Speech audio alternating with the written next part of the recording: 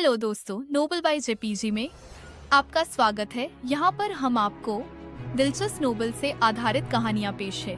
हर कहानी में जीवन, प्रेम, संघर्ष और जीवन की अनोखी कहानी होती है। यदि आपको हमारी कहानी पसंद आती है तो कृपया हमारे चैनल को सब्सक्राइब करें और लाइक करना न भूलें। आपका समर्थन हमें और बेहतर बनाने में मदद करता है। अध्याय 31 बिन बुलाए मेहमान। ये जगह काफी चहल पहल वाली है, लेकिन जैसे ही चू परिवार के सदस्य मार्शल आर्ट प्रशिक्षण मैदान में दाखिल हुए, लोगों का एक और समूह राजसी ढंग से अंदर आया। ये पियट्री टाउन से जू परिवार है। क्या जू परिवार और चू परिवार के बीच रिश्ते खराब नहीं हैं? वे इस समय यहाँ आने की हिम्मत कैसे कर सकते हैं? बहुत से लोग जानते थे कि यह समूह कहाँ से आया था। ये चू परिवार का सबसे बड़ा शत्रुतापूर्ण हिस्सा था। जू परिवार पास के शहर का अधिपति था और प्राकृतिक संसाधनों पर लड़ाई के कारण उनके और चू परिवार के बीच बहुत संघर्ष हुआ करता था। बहुत से लोगों को लगा कि जल्द या बाद में चू परिवार और जू परिवार के बीच एक बड़ी लड़ाई होने वाली है। ठीक इसी समय जू परिवार इतने सारे लोगों को लेकर आया और प्रकट हुआ, इसलिए अनगिनत लोगों का पहला विचार ये था कि जू परिवार मुसीबत की तलाश में आया है। जू कियांग, आज मेरे चू परिवार की सभा है। तुम यहाँ किस लिए आए हो? ये देखकर 6 चू परिवार के बेटों में सबसे बड़े चू वेई के पिता चू रेनई लोगों के एक समूह को लेकर आए और उनका सामना किया। चू रेनई, तुम इतनी परेशान क्यों हो? हम यहाँ सिर्फ माहौल को और भी ज्यादा खुशनुमा बनाने के लिए आए हैं। जू कियांग नाम के पुरुष ने चू रेनई को तिरस्कार से देखा और उस नज़र में उसने चू रेनई को अपनी नज़रों में भी नहीं देखा। जू कियांग भी जू परिवार के बेटों में सबसे बड़ा था, लेकिन वह चू रेनई से अलग था। वह पहले से ही जू परिवार का भावी स्वामी बनने के लिए तैयार था और वह आत्मा क्षेत्र के 9वें स्तर का विशेषज्ञ भी था। इसलिए उसकी नज़र में चू रेनई उसके बराबर भी नहीं था। उससे बात करने के लिए एकमात्र व्यक्ति वर्तमान गुरु चू युवानबा ही था। जू कियांग, हमारे चू परिवार की सभा में जू परिवार का स्वागत नहीं है। ठीक उसी समय चू युआन भी वहां आ गया। क्या चू परिवार में कोई नहीं बचा है? तुम्हें लगता है कि अब मुझसे बात करने की तुम्हारी बारी है? जू कियांग का चेहरा बदल गया और आत्मा क्षेत्र के 9वें स्तर का दबाव चू रेनई और अन्य लोगों पर बिना रोक टोक के हावी हो गया। चू रेनई ने उस पल भौहें सिकोड़ ली। वह जो सिर्फ 8वें स्तर पर था, उस दबाव को झेलने में सक्षम नहीं था। लेकिन उस कठिन समय के दौरान चू युआन आगे बढ़ा और ठंडे स्वर में कहा, मैं चू युआन, तुम जैसे लोगों के खिलाफ काफी हूँ। उसी समय जब उसकी आवाज गूंजी, चू युआन का मजबूत दबाव उसके शरीर से बाहर निकल गया। उस दबाव ने न केवल जू कियांग के दबाव को खत्म कर दिया, बल्कि उसने जू परिवार में भी अपना रास्ता बना लिया। ये बदलाव बहुत तेजी से हुआ और जू कियांग को प्रतिक्रिया करने का भी समय नहीं मिला। चू युआन के दबाव से उसके पीछे खड़ी भीड़ को पीछे धकेल दिया गया और केवल जू कियांग ही प्रतिरोध करने में सक्षम था। आत्मिक क्षेत्र का 9वां स्तर। जू कियांग के चेहरे पर हैरानी का भाव था। चाहे जो भी हो, उसने कभी नहीं सोचा होगा कि चू युआन भी आत्मिक क्षेत्र के 9वें स्तर पर पहुंच गया है और वह दबाव उससे ज्यादा मजबूत था, कमजोर नहीं। आत्मिक क्षेत्र का 9वां स्तर। चू परिवार का 5वां सदस्य चू युआन आत्मिक क्षेत्र के 9वें स्तर पर है। प्रभावशाली। इस उम्र में वह पहले ही आत्मा क्षेत्र के 9वें स्तर पर पहुंच चुका है। ऐसा लगता है कि परिवार के मालिक का पद उसके अलावा किसी और का नहीं होगा। चू युआन के दबाव को महसूस करते हुए मार्शल आर्ट प्रशिक्षण मैदान के बाहर आश्चर्य की चीखें सुनाई दी। यहाँ तक कि बैठे हुए चू युवानबा का चेहरा भी थोड़ा बदल गया और उसकी आंखों में आश्चर्यचकित खुशी उभर आई। 5वें भाई, तुमने सफलता कब पाई? चू रेनई ने भावुक होकर पूछा। बड़े भाई, मैंने कुछ दिन पहले ही यह काम पूरा किया है। चू युआन ने हल्के से मुस्कुराते हुए जवाब दिया।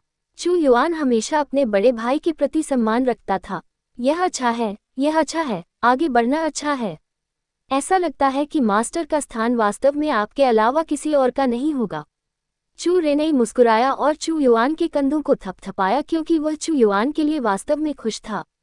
आमतौर पर सबसे बड़ा व्यक्ति ही परिवार के मालिक की स्थिति में बैठता था, लेकिन उसे इसकी परवाह नहीं थी। उसे केवल चू परिवार की ताकत की परवाह थी। बड़े भाई, ऐसा लगता है कि ये शब्द थोड़ा जल्दी कह दिए गए हैं। अचानक चू रेनई की पीठ से एक और स्तर 9 आत्मा क्षेत्र का दबाव आया। सिर घुमाकर देखने पर चू रेनई और चू युआन के चेहरे पर परिवर्तन दिखाई दिया। उनके पीछे एक सफेद चेहरे वाला अधेड़ उम्र का पुरुष धीरे धीरे चल रहा था। वह व्यक्ति चू परिवार का छठा बेटा था और चू उनफिल का पिता चू नानशान भी था। छठे भाई, तुम भी 9वें स्तर पर पहुंच गए हो। चू रेनई का पहले से ही खुश चेहरा और भी खुश हो गया। बड़े भाई, ये सिर्फ आत्मा क्षेत्र का 9वां स्तर है, इसलिए ज्यादा भावुक होने की जरूरत नहीं है। मेरा लक्ष्य मूल क्षेत्र है। चू नानशान शांति से मुस्कुराया और उसके पूरे शरीर से गर्व की भावना निकल पड़ी। तो चू परिवार का छठा बेटा भी 9वें स्तर पर है। ऐसा लगता है कि गुरु की स्थिति अभी तय नहीं हुई है। हे, लगता है आज हमें कुछ अच्छे शो देखने को मिलेंगे। जो लोग वहां मौजूद थे वे चिल्लाए, लेकिन आसपास की शक्तियों के चेहरे बहुत बदसूरत थे। वे बहुत स्पष्ट थे कि आत्मा क्षेत्र के 9वें स्तर पर 2 विशेषज्ञों की अचानक उपस्थिति का क्या मतलब था। यहाँ तक कि घमंडी और असभ्य शू की आंख भी भौहें सिकोड़ रहा था और उसके मुंह का कोना फड़क रहा था। यह उसके जू परिवार के लिए अच्छी बात नहीं थी। जो लोग आए हैं वे मेहमान हैं। रेनी, जू परिवार को यहाँ बैठने दो। ठीक उसी समय एक ऐसी आवाज आई जो गड़गड़ाहट की तरह स्पष्ट थी और यह चू युवानबा था जो बोल रहा था। उस समय चू युवानबा मुस्कुराहट से भरा हुआ था। चू युआन और चू नानशान उसके 2 सबसे छोटे बेटे थे और अगर वे उस उम्र में आत्मा क्षेत्र के 9वें स्तर में प्रवेश कर गए थे तो मूल क्षेत्र में प्रवेश करना केवल समय की बात थी। इसका मतलब ये भी था कि उसके चू परिवार के पास योग्य उत्तराधिकारी थे, तो वह खुश कैसे नहीं हो सकता था। क्योंकि वह इतना खुश था, उसने इस बात की परवाह नहीं की कि जू कियांग और अन्य लोग यहाँ किस लिए आए थे और उसने उन्हें बैठने के लिए भी आमंत्रित किया। जू परिवार के सभी लोग इस तरफ आए। अपने पिता की बातें सुनकर चू रेनई ने कुछ नहीं कहा और जू परिवार की भीड़ को सीटों की ओर ले आया। चू युआन ने आगे की पूछताछ करनी चाहिए, लेकिन उसी समय चू नानशान उसके पास गया और धीमी आवाज में पूछा, 5वें भाई, तुम्हें क्या लगता है कि पिताजी किसे चुनेंगे? तुम्हें या मुझे? जाओ और खुद ही उससे पूछ लो। चू युआन ने उसे एक नज़र देखा और जल्दी से उसके पास चला गया। हालांकि वे भाई थे, चू युआन हमेशा चू नानशान के काम करने के तरीकों को नापसंद करता था। अगर चू युआन से पूछा जाता कि वह किसे अपना गुरु नहीं बनाना चाहता, तो बिना किसी संदेह के वह चू नानशान का नाम लेता। चू युआन के पलटते ही चू नानशान के चेहरे की मुस्कान तुरंत गायब हो गई और उसकी आंखों से एक ठंडी नजर निकली। लेकिन उनकी तुलना में चू परिवार के 3 अन्य उम्मीदवारों के चेहरे उदास और चिंतित थे। परिवार के मालिक बनने का उनका अवसर पहले ही खो चुका था और इससे उन्हें वाकई बहुत बुरा लगा। लेकिन सबसे उदास व्यक्ति अभी भी चू परिवार का चौथा बेटा था। चू परिवार के चौथे बेटे के पास आत्मिक क्षेत्र में 8वें स्तर की साधना थी। अगर उसका बेटा चू शुन न होता, जिसने आध्यात्मिक मन का खो दिया था, जिसे खरीदने के लिए उसने बहुत ज्यादा कीमत खर्च की थी, तो वर्तमान समय में वह भी आत्मिक क्षेत्र के 9वें स्तर पर हो सकता था। शायद वह चू युआन और चू नानशान की तरह हो सकता था और सभी मेहमानों के सामने खुद को दिखा सकता था। जितना ज्यादा वह सोचता, उतना ही ज्यादा गुस्सा आता, और वह इतना गुस्सा था कि वह अपने दांत पीस रहा था, अपने होंठ काट रहा था और उसके चेहरे के 7 छिद्रों से धुआं निकल रहा था। उसने चुपके से तय किया कि सभा के बाद वह अपने बेटे चू शुन को कुछ और बार कोड़े मारेगा, वरना वह अपने दिल में भरी नफरत से कभी बाहर नहीं निकल पाएगा। ये खत्म हो गया है। पिताजी की निगाहें पहले ही जानलेवा हो सकती हैं। सभा के बाद मुझे जल्दी से 1000 हवा वाले स्कूल में वापस लौटना है और मैं पिताजी को अपनी परछाई भी नहीं दिखाने दूंगा। मार्शल आर्ट ट्रेनिंग ग्राउंड के बाहर एक खास कोने में चू शुन चुपके से अपने पिता के हाव भाव देख रहा था। उसने उस दिन की सजा के बारे में सोचा और वह अपनी आंखों को छूने से खुद को नहीं रोक सका जो बाहर निकली हुई थी। तुरंत एक ज्वलंत गर्म तेज दर्द हुआ और उसने अपने दांत पीसते हुए कहा, चू फेंग, मैं ये कर तुम्हें वापस कर दूंगा। आह, है न चू शुन, तुम्हारे चेहरे को क्या हो गया? किसने तुम्हें पक्षी में बदल दिया? लेकिन ठीक उसी समय उसने एक जानी पहचानी आवाज सुनी। जैसे ही उसने अपना सिर उठाया और देखा, चू शुन का चेहरा पूरी तरह बदल गया। पास से वह अपराधी जिसने उसके पिता को पीटा था उसे देख रहा था और उसके चेहरे पर एक मुस्कान भी थी जो उसके दुर्भाग्य पर खुशी जता रही थी। अध्याय 32 मैं स्वीकार करता हूँ। चू फेंग, मैं तुम्हें मार डालूंगा। जब अतुलनीय रूप से उदास चू शुन ने चू फेंग को देखा तो वह एक बम की तरह था जो आग से टकराया था। उसके दिल में जमा हुआ उग्र क्रोध तुरंत फट गया। उसने अपना दबाव फैलाया जो आत्मा के दायरे का 5वां स्तर था, और दूसरों की निगाहों को अनदेखा करते हुए उसने अपनी मुट्ठी उठाई और चू फेंग की ओर दौड़ा। अपनी शक्ति के साथ वह वास्तव में चू फेंग को एक मुक्का में मारना चाहता था। मेरे भाई को छूने की हिम्मत कौन करेगा? लेकिन चू शुन के करीब पहुंचने से पहले ही उसने अपने कानों में गुस्से से भरी चीख सुनी। उसी समय एक तेज हवा उसके चेहरे की ओर झपटी और उसे पीछे की ओर उड़ाती रही, जिससे वह लगभग जमीन पर गिर गया। चू गयू ऊपर देखते हुए चू शुन घबरा गया, क्योंकि चू फैंग के बगल में एक सुंदर युवक खड़ा था। ये चू फैंग का बड़ा भाई चू गयू था। उस पल में चू शुन द्वारा जलाई गई आग तुरंत बुझ गई। वह चू गयू से अधिक परिचित नहीं हो सकता था, क्योंकि वह चू परिवार की युवा पीढ़ी में एक व्यक्ति के रूप में पहचाना जाता था, और वह ऐसा व्यक्ति नहीं था जिसे वह अपमानित कर सके। चू शुन, सुनो, अगर तुमने मेरे भाई पर फिर से हमला करने की हिम्मत की तो मैं तुम्हें अपन बना दूंगा। चू गयू ने चू शुन की ओर इशारा करते हुए चेतावनी दी। चू फैंग का दिल उस दृश्य से गर्म हो गया, और यह वैसा ही था जैसा कि जब वह छोटा था। जब भी कोई उसे तंग करता तो सबसे पहले जो व्यक्ति उसकी रक्षा के लिए आगे आता वह उसका बड़ा भाई चू गयू होता। आज उसे देखकर उसका बड़ा भाई और भी ज्यादा भरोसेमंद लग रहा था। अरे कितना रौबदार व्यवहार है। पिछले कुछ सालों में जब से मैंने तुम्हें नहीं देखा है, तुम दोनों भाई बहुत ज्यादा घमंडी हो गए हो। अचानक एक तीखी आवाज गूंजी। सिर घुमाकर देखने पर उन्हें चू परिवार की कई युवा पीढ़ियां आती हुई दिखाई दी। सबसे आगे चलने वाला एक युवा था जिसका रंग गोरा और बेहद भयावह चेहरा था। उस व्यक्ति को देखकर चू फैंग और चू गयू दोनों के चेहरे बदल गए और उनके दिलों में गुस्से की लहरें उठ गईं। हालांकि उन्होंने कई सालों से एक दूसरे को नहीं देखा था, फिर भी चू फैंग ने उसे एक नज़र में पहचान लिया।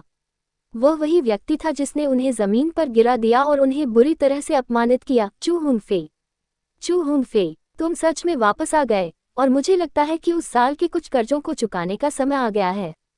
चू गयू ने ठंडे स्वर में कहा, और उसकी आंखों में गुस्सा छिपा हुआ था। कुछ सालों तक लिन्यून स्कूल में रहने से तुम्हारा स्वभाव थोड़ा खराब हो गया है। तुम्हें लगता है कि तुम सच में चू परिवार की युवा पीढ़ी में नंबर 1 हो। तुम्हें लगता है कि तुम मुझे हरा सकते हो।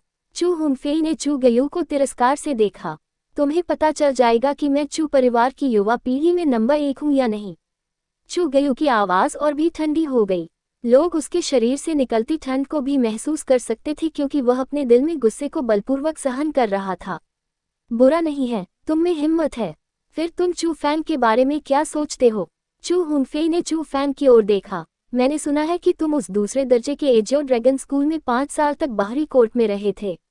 तुम कितने मूर्ख हो कि 5 साल तक उस भयानक जगह पर रहे। भले ही तुम हमारे चू परिवार से नहीं हो, फिर भी तुम्हारा नाम चू परिवार के नाम पर ही है। क्या तुम्हें हमारे चू परिवार का सम्मान खोना बेशर्मी नहीं लगता? मैं तुम्हें चेतावनी देता हूँ, बेहतर होगा कि तुम दोनों मुझसे प्रतियोगिता में न मिलो, नहीं तो मैं तुम्हें तब तक हराऊंगा जब तक तुम 7 साल पहले की तरह वापस नहीं आ सकते। मैं आपको ये भी बता दूं कि गुरु का पद मेरे पिता चू नानशान का होगा, क्योंकि उनके पास मेरे जैसा उत्कृष्ट पुत्र चू हुनफे है। ऐसा कहने के बाद चू हुनफे लोगों के समूह को प्रतियोगिता पंजीकरण के लिए ले आया।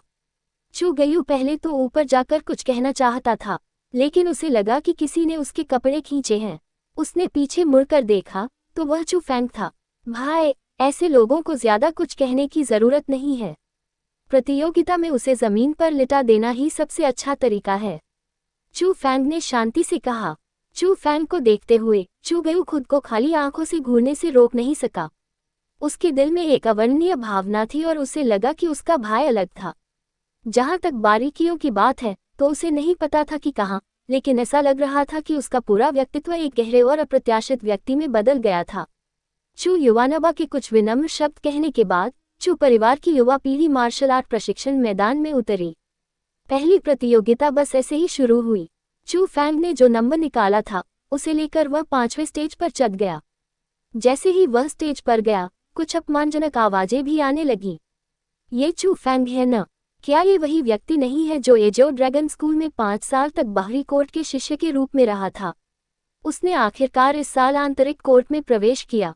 अगर वह इनर कोर्ट में भी प्रवेश कर गया तो भी वह कचरा ही है। उसने प्रतियोगिता में प्रवेश करने की हिम्मत कैसे की? वह वास्तव में नहीं जानता कि आकाश कितना ऊंचा है या जमीन कितनी मोटी है। क्या ये बढ़िया नहीं है? इससे उसे एक अच्छा सबक मिलेगा और चू युआन को भी पता चल जाएगा कि उसका बेटा कचरा है या नहीं। चू फैंग को जानने वाले ज्यादातर लोग चू परिवार से थे, और चू फैंग को अपमानित करने की हिम्मत करने वाले लोग भी चू परिवार में कुछ हैसियत वाले लोग थे। वे न केवल चू फैंग को शर्मिंदा करना चाहते थे, बल्कि वे चू युआन को और भी ज्यादा शर्मिंदा करना चाहते थे। चू फैंग, यह आप हैं। ठीक उसी समय एक और व्यक्ति मंच पर आया। चू फैंग ने जब उस व्यक्ति को पास से देखा तो वह अवाक रह गया। वह उसका पुराना दुश्मन चू जेन था, लेकिन चू फैंग की तुलना में चू जेन का चेहरा बेहद बदसूरत था। उसके मुंह का कोना फड़क रहा था और वह अपनी बदकिस्मती को कोस रहा था कि कैसे वह पहले राउंड में चू फैंग से मिला। चू जेन, अगर तुम्हें ठीक से याद है तो मुझे लगता है कि यह आदमी 2 दिन पहले ही आत्मा क्षेत्र के चौथे स्तर में प्रवेश कर गया है। ऐसा लगता है कि चू फैंग को कुछ कष्ट सहना पड़ेगा। चू परिवार के सदस्य जो वास्तविक स्थिति से अनभिज्ञ थे, उन्होंने देखा कि चू जेन चू फैंग के खिलाफ जा रहा था और वे मन ही मन खुश हुए। उन सभी को लगा कि चू जेन के लिए चू फैंग की देखभाल करना बहुत आसान था। चू जेन भाई बचपन से ही चू फैंग को पसंद नहीं करते थे। उन सभी का मानना था कि अगर चू जेन ने हमला किया तो वह खुद को रोक नहीं पाएगा। इसलिए वे सभी उस दृश्य की उम्मीद कर रहे थे जिसमें चू फैंग की बुरी तरह पिटाई होगी। मैं मानता हूँ, लेकिन ठीक उसी समय मंच पर चू जेन ने अपना दाहिना हाथ उठाया और जोर से चिल्लाया। उसने हार मान ली। चू जेन, तुम क्या कह रहे हो? तुमने तो शुरू भी नहीं किया था, फिर भी हार मान ली। पास से एक भयंकर चीख आए और वह चू जेन के पिता की थी। अपने पिता की तीखी निगाहों का सामना करते हुए चू जेन की अभिव्यक्ति में उतार चढ़ाव आया, लेकिन अंत में उसने अपने दांतों को भींच लिया, घूम गया और मंच से नीचे चला गया। यह क्या है? उस दृश्य ने सभी को चौंका दिया। हार मान ली, ऐसा कुछ था जो आपने चू परिवार की प्रतियोगिताओं में अक्सर नहीं देखा था, और हार मानने वाला चू जेन था और उसका प्रतिद्वंद्वी चू फैंग था। ये कैसे संभव था? क्या चू जेन मूर्ख था? क्या उसके दिमाग में कोई समस्या थी? क्या हुआ? चू परिवार के सदस्य जो सच्चाई नहीं जानते थे, वे अवाक रह गए। हालांकि उन्हें नहीं पता था कि चू जेन ने ऐसा क्यों किया, लेकिन उसकी हरकतों ने उन्हें वाकई काफी हैरान कर दिया। चू युवानबा भी चू जेन की हरकतों की ओर आकर्षित था। उसने भौहें सिकोड़ी और उसकी बुरी निगाहों से पता चलता था कि वह भी उलझन में था। चू फैंग इस राउंड में जीतता है, लेकिन कोई बात नहीं, चू फैंग ने वास्तव में जीत हासिल की। हालांकि इससे लोगों को एक अथाह एहसास हुआ, चू फैंग वास्तव में प्रतियोगिता में जीत हासिल करने वाला पहला व्यक्ति बन गया। पहले राउंड के बाद चू फैंग को जल्दी से दूसरे स्टेज पर ले जाया गया। जब उसने स्टेज पर एक ऐसे व्यक्ति को देखा जिसे उसने हाल ही में हराया था, तो चू फैंग भी मुस्कुराए बिना नहीं रह सका। वह व्यक्ति चू जेन का बड़ा भाई चू चेंग था। उस समय चू चेंग का चेहरा पीला पड़ गया था और होंठ हरे हो गए थे। उसने मन ही मन कोसा, हम दोनों भाइयों को वाकई 8 पीढ़ियों का दुर्भाग्य मिला है। हम इस शैतान से कैसे मिले? हालांकि वह अपने दिल में बहुत अनिच्छुक था, लेकिन उसे चू फैंग से बहुत पीड़ा हुई थी और वह उसके साथ कोई भी मारपीट नहीं करना चाहता था। कुछ सोचने के बाद उसने एक ऐसा काम किया जिसने चू परिवार को स्तब्ध कर दिया। मैं मानता हूँ। अध्याय 33 चू फैंग बनाम चू शुन। अरे, यह क्या स्थिति है? इस बार चू परिवार की तो बात ही छोड़िए, यहाँ तक कि कई बाहरी लोग भी जो चू फैंग को नहीं पहचानते थे, उनकी नजरें उसकी ओर उठी। ये युवक कौन है? उसने तो लगातार विरोधियों को गोल खाने पर मजबूर कर दिया। मुझे नहीं पता, लेकिन उसके कपड़ों को देखकर लगता है कि वह एजो ड्रैगन स्कूल का आंतरिक दरबारी शिष्य होना चाहिए, लेकिन मुझे नहीं लगता कि वह पिछले चू परिवार के समारोहों में दिखाई दिया था। वह सरल नहीं है, बिल्कुल भी सरल नहीं है। बिना किसी वार पलटवार के उसने विरोधी को डरा दिया। इस तरह की निरोधक क्षमता के साथ उसका भविष्य कैसा होगा? वहां उपस्थित भीड़ में से कुछ लोगों ने चू फैंग पर ध्यान केंद्रित करना शुरू कर दिया और गुप्त रूप से उन्हें लगा कि चू फैंग काफी प्रभावशाली व्यक्ति है। हाँ, तुम क्या सोच रहे हो? ये चू परिवार का कचरा है। चू परिवार का एक पुरुष जो चू फैंग से बेहद नफरत करता था, उसने दुखी होकर कहा। ओह, आप इस युवक को जानते हैं? एक बड़े व्यक्ति ने पूछा। बेशक मुझे पता है, मैं चू परिवार से हूँ, इसलिए मुझे साफ पता है कि यह लड़का बेकार है। देखो, इस लड़के ने चेंग जेन भाइयों को रिश्वत दी होगी और वह बस झांसा दे रहा है। मैं गारंटी देता हूँ कि वह अगले राउंड में हार जाएगा। चू परिवार के उस पुरुष ने आत्मविश्वास से कहा। हो, उस युवक के बारे में तो आपकी कुछ राय होगी ही न। कोई बुरा न मानना, लेकिन आप तो पहले से ही वयस्क हैं, तो फिर खुद को बच्चे की तरह क्यों गिरा रहे हैं? वह बड़ा व्यक्ति मुस्कुराया और बोला, क्या तुम कह रहे हो कि मैं उसकी निंदा कर रहा हूँ? मैं सच ही कह रहा हूँ। चू परिवार का वह पुरुष बहुत क्रोधित था। तो फिर मैं तुमसे शर्त लगाता हूँ, अगर तुमने जैसा कहा वैसा ही हुआ और वह युवक अगले राउंड में हार गया, तो ये चांदी के सिक्के तुम्हारे होंगे, अगर नहीं तो हे तुम समझ गए। उस बड़े व्यक्ति ने चांदी का एक तैल निकाला। क्यों नहीं शर्त लगाओ, मुझे तो बस डर था कि तुम नहीं लगाओगे। ये देखकर कि मुफ्त पैसे थे, चू परिवार का वह आदमी क्यों नहीं लेगा। बहुत जल्दी उसने भी चांदी का एक तैल निकाल लिया। मैं स्वीकार करता हूँ। लेकिन ठीक उसी समय मार्शल आर्ट प्रशिक्षण मैदान के बीच से एक और चिल्लाहट आई। अपनी निगाहें केंद्रित करते हुए चू परिवार के पुरुष चौंके बिना नहीं रह सके। फिर से ये चू फैंग का मंच था और जिसने हार स्वीकार की वह चू गाओ था। लानत है, ये दुर्भाग्य है। चू परिवार का वह पुरुष अवाक था और उसका मन थोड़ा अस्तव्यस्त था। हे खेद है कि आप हार गए। ये देखकर बड़े व्यक्ति ने खुद की मदद की और मुस्कुराते हुए पुरुष के हाथ से चांदी का तैल ले लिया। नदियों को दिए गए अपने चांदी के तैल को देखते हुए चू परिवार के पुरुष को दर्द की लहर महसूस हुई और उसने कहा, क्या तुम अब और शर्त लगाने की हिम्मत रखते हो? इस बार मैं 3 टाइल चांदी की शर्त लगाऊंगा। TN नदियों को भुगतान करना इक्वल्स पैसा फेंकना। क्यों नहीं, बस डर है कि तुम ऐसा नहीं करोगे। उस बड़े व्यक्ति ने तुरंत जवाब दिया, मुझे भी इसमें शामिल कर लो। मैं उस युवक की जीत पर दांव लगाता हूँ। मुझे भी गिन लो, मैंने भी उस युवक की जीत पर शर्त लगाई है। इसी समय आसपास के कुछ दखलंदाज लोग भी इसमें शामिल हो गए। आओ आओ आओ, सब आओ। और कौन? मैं तुम सबको साथ लेकर चलूंगा। चू परिवार का वह पुरुष घबरा गया और उसने सीधे अपना पूरा पैसों का थैला बाहर निकाल लिया। अंदर दर्जनों टैल चांदी थी और उसने सब बाहर उड़ेल दिया। चू चेंग, चू जेन और चू गाओ के लगातार हार मानने के बाद सभी पर्यवेक्षक अव्यवस्थित हो गए। चू परिवार की तो बात ही छोड़ी, बाहर के लोग भी उसे घूर रहे थे। अधिक से अधिक लोग यह अनुमान लगाने लगे कि वह चू फैंग कौन था। उन्होंने चू गुयू के बारे में सुना और उन्होंने चू हुनफे के बारे में भी सुना। आखिरकार वे दोनों युवा प्रतिभाशाली थे जो एक प्रथम श्रेणी के स्कूल में दाखिल हुए थे। लेकिन ये चू फैंग कहाँ से आया? चून के लोग उत्तर का अनुमान नहीं लगा पा रहे थे। चू फैंग भी असहाय था। वह सभा का उपयोग अपनी चाल दिखाने के लिए करना चाहता था, लेकिन उसने कभी नहीं सोचा होगा कि ऐसा कुछ होगा। चू फैंग जैसे ही उदास हुआ, एक खूबसूरत व्यक्ति मंच पर आया। उसने अपनी नजरें टिकाईं और देखा कि वह चूजू था। चू फैंग, आपकी लगातार 4 जीत के लिए बधाई। चूजू ने मीठी मुस्कान के साथ कहा। चूजू, मजाक करने की जरूरत नहीं है, चू फैंग ने हंसते हुए कहा, लेकिन जल्दी ही उसे पता चल गया कि कुछ ठीक नहीं था। 4 बार, ये सिर्फ 3 बार था। चूजू, तुम नहीं। चूजू ने चू फैंग की स्तब्ध अभिव्यक्ति को देखते हुए शरारती ढंग से मुस्कुराए, फिर वह मन से बूढ़े व्यक्ति से चिल्लाई, मैं भी मानती हूँ। Tilde tilde tilde. उस समय पूरा मार्शल आर्ट प्रशिक्षण मैदान पूरी तरह से स्तब्ध था। यहाँ तक कि चू परिवार की कुछ युवा पीढ़ी भी चू फैंग पर अपनी नजरें गड़ाए बिना नहीं रह सकी और उनकी निगाहें आश्चर्य से भर गईं। वे सवालों से घिरे हुए थे और समझ नहीं पा रहे थे कि क्या हो रहा है। केवल वे लोग जो एजो ड्रैगन स्कूल से थे राहत की सांस ले रहे थे और महसूस कर रहे थे कि चू फैंग से न मिलकर वे भाग्यशाली थे, अन्यथा वे भी ठीक यही चुनाव करते। हाँ, बहुत बहुत धन्यवाद। आप अपनी बात पर अड़े रहते हैं। तुम सबसे अच्छे व्यक्ति हो जिसे मैंने कभी देखा है।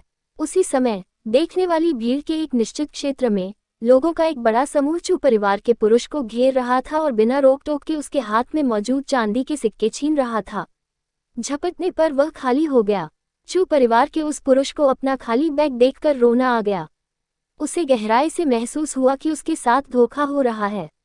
चू फैंग को देखकर एजो ड्रैगन स्कूल के सभी शिष्यों ने क्यों हार मान ली? निश्चित रूप से कुछ गड़बड़ थी, लेकिन वह ये नहीं सोच पा रहा था कि चू फैंग ने उन्हें ऐसा क्या दिया था कि वे इतनी आज्ञाकारी ढंग से हार मान गए। तारांकन टकराना। दूसरे स्टेज पर चूयुए युद्ध के स्टेज से नीचे गिर रही थी। अगर स्टेज के बाहर मौजूद चू परिवार के बुजुर्गों ने उसे सही समय पर नहीं पकड़ा होता तो वह निश्चित रूप से बुरी तरह घायल हो जाती। चूयू, ऐसा लगता है कि एजो ड्रैगन स्कूल के मार्शल कौशल में कुछ भी खास नहीं है। चू शुन मंच से नीचे चला गया और उसके चेहरे पर एक उपहासपूर्ण मुस्कान लटकी हुई थी। चू शुन, तुम्हारा साधना स्तर मुझसे अधिक है। अगर मैं भी 5वें स्तर पर होता तो मैं हार नहीं जाता। चू यू ने कड़वाहट भरे चेहरे के साथ कहा, ये सही है, लेकिन मेरी साधना तुमसे अधिक है और यह भी मेरी योग्यता पर निर्भर है। चू शुन ने ठंडी मुस्कान के साथ कहा, तुम। चू यू ने गुस्से में अपने दांत पीस लिए और उसके दिल में एक अकथनीय शिकायत थी। वह पहले ही आत्मा क्षेत्र के चौथे स्तर के शिखर पर पहुंच चुकी थी, और अगर सभा कुछ दिनों बाद होती तो वह निश्चित रूप से आत्मा क्षेत्र के 5वें स्तर में प्रवेश कर जाती। लेकिन चूंकि वह हार गई थी, इसलिए वह हार गई और वह किसी भी चीज का बचाव नहीं करना चाहती थी। चू शुन, अगर मैं गलत नहीं हूं तो तुम चू यू से 1 साल बड़े हो। एक बड़े भाई के रूप में तुमने छोटी बहन के खिलाफ जीत हासिल की। क्या ये गर्व करने लायक है? अचानक एक आवाज सुनाई दी। चू युए ने देखा कि चू फैंग चू परिवार के कुछ वरिष्ठ लोगों की अगुवाई में शांति से चल रहा था। चू फैंग, तुम मेरे अगले प्रतिद्वंद्वी हो। चू फैंग को देखकर चुक्षुन जाहिर तौर पर बहुत खुश था, क्योंकि वह जिस व्यक्ति को सबसे ज्यादा सबक देना चाहता था वह चू फैंग था। डर गए? अगर डर गए हो तो हार मान सकते हो, चू फैंग ने हल्के से मुस्कुराते हुए कहा। हाँ, अगर मैं तुम्हें बुरी तरह नहीं पीटता तो इसका मतलब है कि तुमने कल साफ शौच किया था। चू जुन ने ठंडी सांस ली और मंच पर कूद पड़ा। उसने चू फैंग की ओर इशारा करते हुए कहा, यहाँ आओ। चू फैंग, क्या तुम आश्वस्त हो? चू युए थोड़ा चिंतित थी, क्योंकि उसे लगा कि चू जून चू फैंग को बहुत नुकसान पहुंचाना चाहता था। चिंता मत करो, मुझे उसके जैसे लोगों के खिलाफ सिर्फ एक बार हमला करना है। चू फैंग ने हल्के से मुस्कुराया और मंच की ओर चलने लगा। लेकिन ठीक उसी समय चू यू ने चू फैंग का हाथ खींचा और धीरे से पूछा, चू फैंग, क्या तुम आंतरिक दरबार शिष्य परीक्षा में प्रथम आए हो? चू फैंग थोड़ा हिचकिचाया, लेकिन चू यू की निगाहें जवाब के लिए लालायित थीं, इसलिए वह उससे झूठ नहीं बोल सका। वह केवल अपना सिर हिला सका और उसके बाद वह छलांग लगाकर मंच पर उतर गया। उस पल चू यू की अभिव्यक्ति दृढ़ हो गई। उसकी खूबसूरत आंखें लगातार चमक रही थीं और यहाँ तक कि उसके दिल की धड़कन भी बहुत तेज हो गई थी। हालांकि उसके दिल में पहले से ही जवाब था, फिर भी चू फैंग से पुष्टि प्राप्त करने के बाद उसे लगा कि यह अकल्पनीय था। उसने अपना सिर उठाया और चू शुन की ओर देखा, जो जीतने के लिए दृढ़ था, और उसके मुंह के कोनों ने एक मीठी मुस्कान बना ली।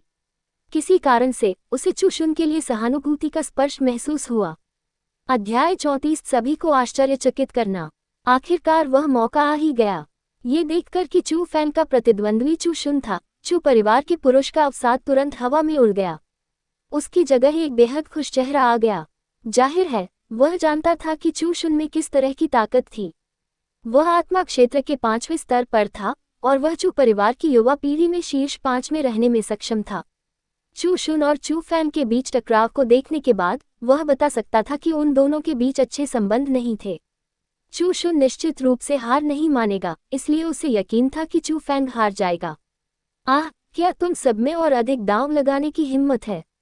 चू परिवार के उस पुरुष ने जोर से चिल्लाकर कहा। बेशक, लेकिन क्या आपके पास अभी भी पैसे हैं?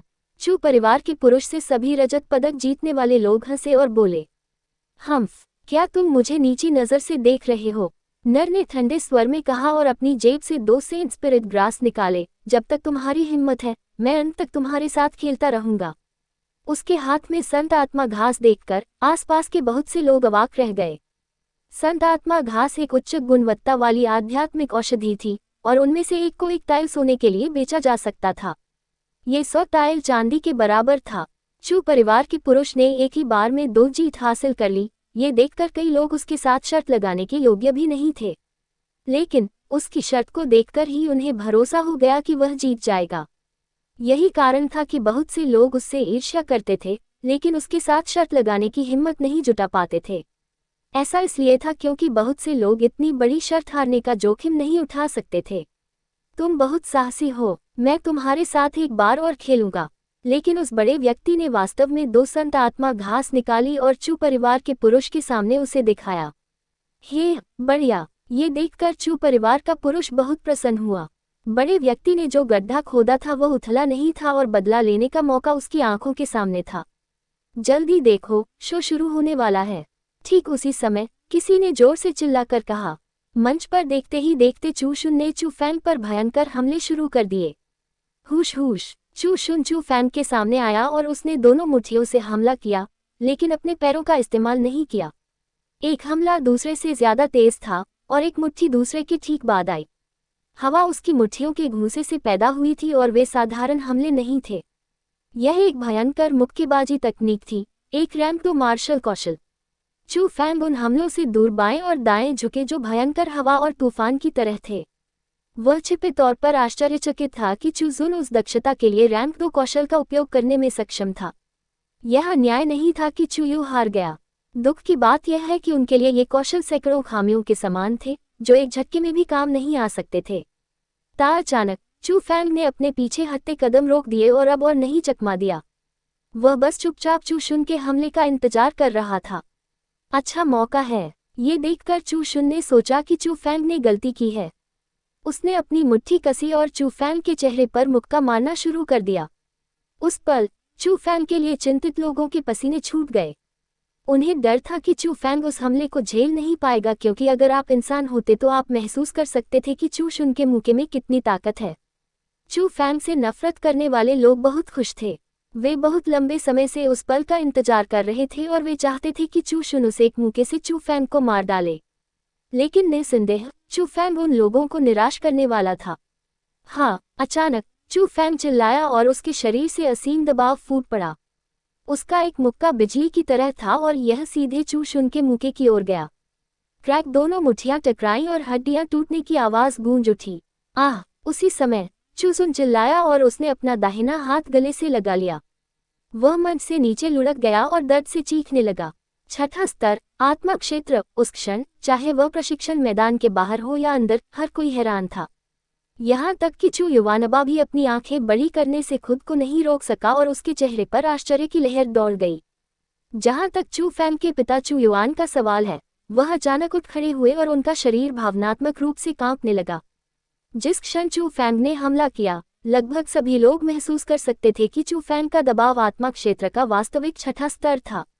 ये कैसे हुआ? क्या चू फैंग चू परिवार का कचरा नहीं था? उसके पास छठे स्तर की शक्ति कैसे हो सकती है? क्या वह चू गयू और चू हुनफे जैसा नहीं है? चू परिवार की भीड़ के भीतर सदमे की आवाजें लगातार गूंज रही थीं। वे संभवतः इसे स्वीकार नहीं कर सकते थे। चू फैंग, वह दरअसल चू यू, चू वे, चू जू, चू चेंग, चू जेन, चू गाओ और अन्य एजियो ड्रैगन स्कूल के लोग भी हैरान थे। वे जानते थे कि चू फैंग बेहद शक्तिशाली था, क्योंकि वह अकेले ही 40 भयंकर जानवरों को मार सकता था और वह एक भयंकर व्यक्ति बन गया था जो आंतरिक दरबार शिष्य परीक्षा में #1 था। लेकिन उन्होंने केवल अनुमान लगाया कि चू फैंग के पास आत्मा क्षेत्र के 5वें स्तर की शक्ति थी। उन्होंने कभी नहीं सोचा होगा कि वह छठे स्तर पर था। छठा स्तर, आत्मा क्षेत्र। अपनी पीढ़ी में उसे पहले से ही एक प्रतिभाशाली व्यक्ति माना जा सकता था। चू फैंग उस वर्ष केवल 15 वर्ष का था, और 15 वर्ष की आयु में आत्मा क्षेत्र के छठे स्तर पर होने का मतलब था कि उसके पास असीमित क्षमता थी। न केवल चू परिवार ने आह भरी, बल्कि पूरा मार्शल आर्ट प्रशिक्षण मैदान आश्चर्यचकित होकर चिल्ला उठा, क्योंकि वे चू फैंग की ताकत से दंग थे। चू परिवार में एक 15 वर्षीय लड़का दिखाई दिया जो आत्मा क्षेत्र के छठे स्तर पर था। यह एक विस्फोटक खबर थी, और एक तरह से चू फैंग की ताकत चू गुयू और चू हुनफे की ताकत से भी ज्यादा चौंकाने वाली थी। आखिरकार चू फैंग उन दोनों से 2 साल छोटा था। 2 साल के समय में चू फैंग की ताकत के साथ उसके लिए आत्मा क्षेत्र के 7वें स्तर को तोड़ना असंभव नहीं था। जीनियस, ये वाकई एक जीनियस है। चू परिवार में ऐसी ही एक जीनियस छिपी हुई थी। इस पर यकीन करना वाकई मुश्किल है। ऐसा लगता है कि चू परिवार को एक योग्य उत्तराधिकारी मिल गया है, और प्रतिभाशाली लोग प्रतिभाशाली लोगों से ही निकलते हैं। उनकी भविष्य की उपलब्धियां केवल इस छोटे से लीनिंग माउंटेन टाउन तक ही सीमित नहीं रहेंगी। अलग अलग शक्तियों के लोगों ने अंतहीन प्रशंसा की। चू परिवार का भविष्य चू फैंग और अन्य के प्रदर्शन से पता चला। लेकिन उनके अपने परिवार में इतनी उत्कृष्ट युवा पीढ़ी नहीं थी, तो उसके पास ऐसी ताकत थी। चू गुयू, जो अभी भी मंच पर था, वह भी चू फैंग की शक्ति से आकर्षित था। उसके चेहरे पर अपार खुशी छा गई। ये कैसे संभव है? ये कैसे हुआ? ये तो बस। लेकिन अन्य लोगों के आश्चर्य की तुलना में एक निश्चित क्षेत्र में एक चू परिवार का पुरुष जमीन पर लंगड़ा कर बैठा था। उस पल में उसे आखिरकार पता चल गया कि चू जू, चू गाओ, चू चेंग और चू जेन लगातार क्यों हार मान रहे थे। उन्होंने ऐसा बेतरतीब ढंग से नहीं किया। ऐसा इसलिए था क्योंकि वे पहले से ही जानते थे कि चू फैंग के पास वह पूर्ण शक्ति थी। बहुत बहुत धन्यवाद। वह बड़ा व्यक्ति चला आया और 2 संत आत्मा घास ले गया। ये देखकर कि उसकी संत आत्मा घास किसी ने ले ली है, चू परिवार के पुरुष की आंखों में एक बेजान भाव था, मानो वह पूरी तरह से निराश हो गया हो। अचानक उसने अपनी बाहें हिलाई और अपने चेहरे पर 2 बार थप्पड़ मारे, फिर धीमी आवाज में चिल्लाया, मूर्ख। आसपास के लोग उसकी हरकतों को समझ सकते थे। हालांकि यहाँ कोई गरीब लोग नहीं थे, लेकिन वे बहुत अमीर लोग भी नहीं थे। 2 संत आत्मा घासों का छिन जाना किसी के लिए भी बहुत बड़ा झटका था। समझ तो समझ में आती थी, लेकिन किसी ने उससे सहानुभूति नहीं जताई। चू परिवार में एक वरिष्ठ के रूप में उसने उसी परिवार की युवा पीढ़ी के एक व्यक्ति की निंदा की। दूसरों की नज़र में इसे जो बोया वही काटना कहा जाता है। अच्छी तरह से योग्य ट्रेनिंग ग्राउंड के बाहर लोग चू फैंग की ताकत के कारण चिल्ला रहे थे। उस समय वह पहले से ही दूसरे मंच पर कदम रख चुका था, लेकिन उस पल चू फैंग का चेहरा बहुत बदसूरत था। ऐसा इसलिए था क्योंकि उसकी आंखों के सामने उसका प्रतिद्वंद्वी उसका बड़ा भाई चू गेयू था। अध्याय 35 चू तियानाई। युद्ध के मंच पर दोनों भाई एक दूसरे को अपनी चारों आंखों से देख रहे थे। चू फैंग का चेहरा बेहद बदसूरत था, जबकि चू गेयू के चेहरे पर मुस्कान थी। उन दोनों ने कुछ भी नहीं कहा, मानो वे अपनी दृष्टि से अपनी भावनाएं व्यक्त कर रहे हों। चू गेयू चू फैंग के लिए खुश था। चूंकि वह उस उम्र में आत्मा क्षेत्र के 6ठे स्तर तक पहुंचने में सक्षम था, इसका मतलब था कि उसकी प्रतिभा उसकी खुद की प्रतिभा से बढ़कर थी। अचानक चू गेयू का मुंह थोड़ा सा खुला और उसने अपना सिर घुमाया और मंच से दूर खड़े चू परिवार के वरिष्ठों की ओर बोलना शुरू कर दिया। मैं मानता हूँ। लेकिन जब ये 2 शब्द बोले तो चू गेयू की मुस्कान तुरंत जम गई। हालांकि वे शब्द वही थे जो वह कहना चाहता था, लेकिन वे उसके द्वारा नहीं कहे गए थे। भाई तुम। चू गेयू ने चू फैंग की ओर देखा और उसकी निगाहें गुस्से से भरी हुई थी। वह मूल रूप से चू फैंग को मौका देना चाहता था, लेकिन चू फैंग एक कदम तेज था। चू फैंग का चेहरा पहले से ही बहुत बेहतर था क्योंकि वह शांति से चू गेयू के बगल में चला गया, मुस्कुराया और कहा, इसका बुरा मत मानो। मुझे लगता है कि चूंकि आप दोनों एक प्रथम श्रेणी के स्कूल के शिष्य हैं, इसलिए आप उसके प्रतिद्वंद्वी बनने के लिए अधिक उपयुक्त हैं। उसे हराओ और उस साल की हमारी शर्म को धो डालो। उसे हराओ और उसे बताओ कि चू परिवार की युवा पीढ़ी में नंबर 1 व्यक्ति कौन है। ये कहने के बाद चू फैंग ने मंच छोड़ दिया, लेकिन उसके कार्यों ने निस्संदेह एक और बड़ी लहर पैदा कर दी। कुछ लोगों ने सोचा कि चू फैंग ने ही था और उसने अपने बड़े भाई को मौका दिया, लेकिन कुछ लोगों को ऐसा भी लगा कि चू फैंग को अपनी सीमाएं पता थी। वह जानता था कि वह चू गेयू या चू होंगफेई का विरोधी नहीं था, इसलिए उसने हार मान ली। इससे कोई फर्क नहीं पड़ता कि दूसरे लोग क्या सोचते थे। चू गेयू का दिल इस बात को लेकर बहुत स्पष्ट था कि उसके छोटे भाई ने अपने शब्दों में क्या कहा था। प्रतियोगिता अंतिम चरण में पहुंच गई जब चू फैंग ने हार स्वीकार कर ली। चू गेयू और चू होंगफेई, वे दोनों ही आत्मा क्षेत्र के 6ठे स्तर पर थे और दोनों ने प्रथम श्रेणी के स्कूल में प्रवेश लिया था। बिना किसी और रहस्य के वे अंतिम प्रतिद्वंद्वी बन गए। प्रतियोगिता का सबसे रोमांचक क्षण भी आ गया था। लगभग सभी की निगाहें 2 युवा लोगों के शरीर पर केंद्रित थीं और चू परिवार की युवा पीढ़ी के सबसे मजबूत के लिए लड़ाई शुरू हुई। तारानकन फुफो। उन दोनों ने एक दूसरे पर मुक्का मारा और सभी प्रकार के चकाचौंध भरे युद्ध कौशल का बिना रोक टोक इस्तेमाल किया। वे वास्तव में एक प्रथम श्रेणी के स्कूल के शिष्य थे। न केवल उनके कौशल मजबूत थे, बल्कि उनकी युद्ध तकनीक भी उच्च गुणवत्ता वाली थी। जब शानदार कौशल और तेज हवा मंच पर ऊपर नीचे उड़ रही थी, तो उन दोनों ने सभी के लिए एक दृश्य भोज प्रस्तुत किया। भाई, तुम्हें जीतना ही होगा। लेकिन जब अधिकांश लोग प्रशंसा के मूड में थे, चू फैंग को केवल यही उम्मीद थी कि चू गेयू जीतेगा। ये लड़ाई सिर्फ खिताब के लिए नहीं थी, यह इस बात का भी प्रतिनिधित्व कर रही थी कि उस साल चू होंगफेई द्वारा चू फैंग और चू गेयू के अपमान को मिटाया जाएगा या नहीं। तारानकन टकराना। लेकिन जब चू होंगफेई के जोरदार मुक्के से चू गेयू खून से लथपथ होकर मंच से नीचे गिर गया, तो चू फैंग की सारी उम्मीदें धूल के साथ तुरंत गायब हो गईं। भाई, चू फैंग पागलों की तरह चू गेयू की ओर भागा और उसे बहुत डर था कि उसका बड़ा भाई बुरी तरह घायल हो गया है। जब वह चू गेयू के सामने पहुंचा तो उसने देखा कि चू गेयू चुपचाप उसे देख रहा था और उसके आंसू बह रहे थे। उसने बेहद शर्मिंदगी भरे लहजे में कहा, तुम्हारा बड़ा भाई बेकार है और मैंने तुम्हें निराश किया है। इतना कहकर चू गेयू ने अपनी आंखें बंद कर ली और बेहोश हो गया। अपने भाई की चोटों को इतना गंभीर देखकर चू फैंग तुरंत घबरा गया। हे, जैसा मैंने कहा, प्रतियोगिता में बेहतर होगा कि तुम भाई मुझसे न मिलो, वरना मैं तुम्हें तब तक मारूंगा जब तक तुम वापस नहीं उठ पाओगे। तो क्या मैंने वह नहीं किया जो मैंने कहा था? मंच पर मौजूद चू होंगफेई ने ठंडी मुस्कान के साथ चू फैंग की ओर देखा। उसका स्वर उपहास से भरा हुआ था। कमीने, मैं तुम्हें बर्बाद कर दूंगा। ये देखकर चू फैंग एक गुस्से में बाघ की तरह था। वह मंच पर कूदना चाहता था और फैसला करना चाहता था कि कौन श्रेष्ठ है। फैंगर, रुक जाओ! लेकिन चू फैंग के उछलने से पहले ही एक मजबूत हाथ ने चू फैंग के कंधे को कसकर पकड़ लिया। उसने पलटकर देखा। वह उसके पिता चू युआन थे। राउंड पहले से ही सेट है। दूसरों की नजरों में मजाक मत बनो। हालांकि चू युआन का स्वर शांत था, चू फैंग उसकी नजर से बता सकता था कि चू युआन कितना गुस्से में था।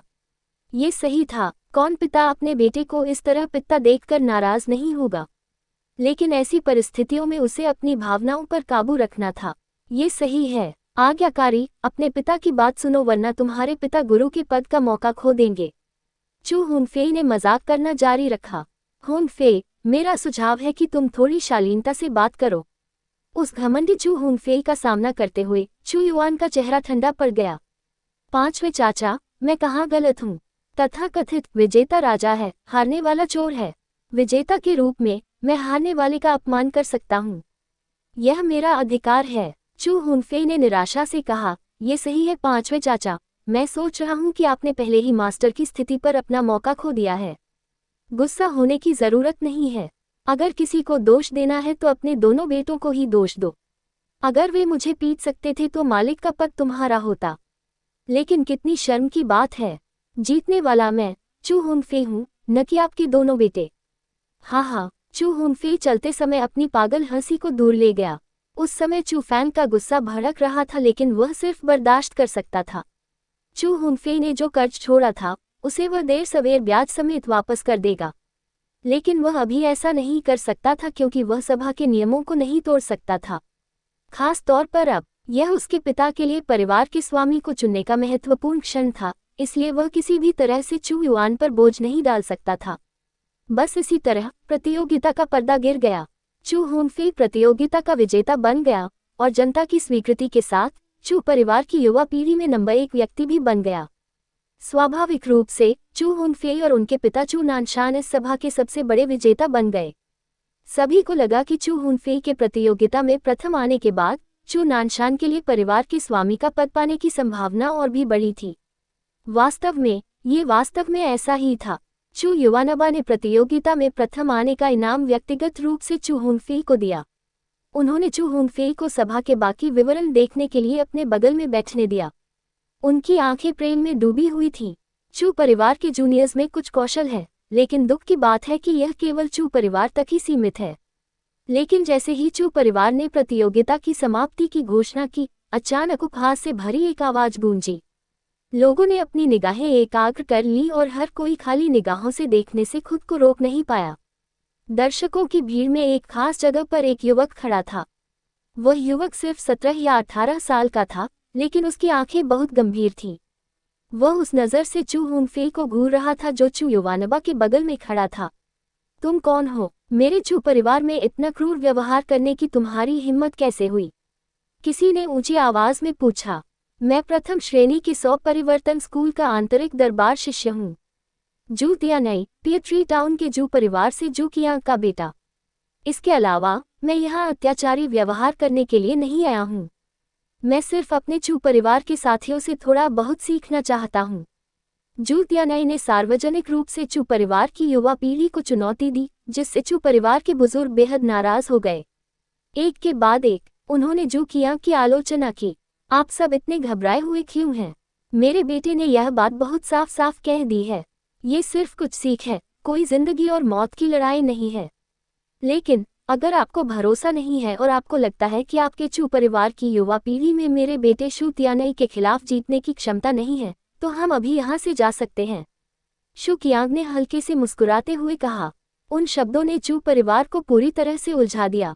अगर वे चुनौती स्वीकार नहीं करते तो भविष्य में वे हंसी का पात्र बन जाते। इसलिए उनके सामने चुनने के लिए केवल एक ही रास्ता था। अध्याय 36 मैं चुनौती स्वीकार करूंगा। हुनफेई, क्या तुम आश्वस्त हो? चू युवानबा ने चू हुनफेई की ओर देखा जो उसके बगल में था। दादाजी, मैं ऐसे लोगों को 10 चालों में निपटा सकता हूँ। चू हुनफेई ने आत्मविश्वास से भरे हुए कहा। बहुत बढ़िया, जाओ इस चू परिवार को हमारे चू परिवार की युवा पीढ़ी की ताकत का पता चलने दो। चू युवानबा संतोष से मुस्कुराया। हाँ सर। चू हुनफे ऐसे भागा जैसे वह उड़ रहा हो, फिर अचानक छलांग लगा दी। हवा में एक खूबसूरत छलांग लगाने के बाद वह मंच पर उतरा। ट्रैश जू परिवार, देखते हैं कि तुम मेरी 10 चालें झेल सकते हो या नहीं। चू हुनफे ने तुरंत हमला किया और सुंदर मुक्केबाजी तकनीकों का एक सेट प्रदर्शित किया क्योंकि वह पागलों की तरह जू तियानई पर टूट पड़ा। हालांकि जू तियानई ने भी नहीं टाला। उसकी आंखों में घृणा भरी हुई थी और जब चू हुनफे उसके करीब आया तो उसने आगे बढ़कर अपना हाथ उठाया और थप्पड़ मार दिया। तारांकन टकराना। उस थप्पड़ से क्षितिज पर खून का एक सुंदर फूल दिखाई देने लगा। चू हुनफे जो पहले बाघ की तरह मजबूत था, वह तुरंत ही डोरी टूट जाने के कारण पतंग की तरह हो गया। वह हवा में वापस उड़ गया और भयंकर रूप से जमीन पर उतरा। एक चाल। उसने केवल एक चाल का उपयोग किया। चू परिवार की युवा पीढ़ी में नंबर 1 व्यक्ति चू हुनफे जो आत्मा क्षेत्र के 6ठे स्तर पर था, वह जू परिवार के युवा व्यक्ति से एक कदम भी आगे नहीं बढ़ पाया। वह नुकसान वाकई दुखद था। प्रभावशाली। जू तियानई नाम का वह युवक आत्मिक क्षेत्र के 7वें स्तर पर है। इस उम्र में उस मुकाम तक पहुंचना, क्या भविष्य में वह सारी सामान्य बुद्धि नहीं तोड़ देगा? वह सच्चा जीनियस है। उस पल सब कुछ अस्त व्यस्त हो गया। सभी तरह की चीखें बिना रुके जारी रही क्योंकि वे जू तियानई की शक्ति से हैरान थे। चू हुनफे को एक थप्पड़ में हराने में सक्षम होना उसकी ताकत का परिचय देता है।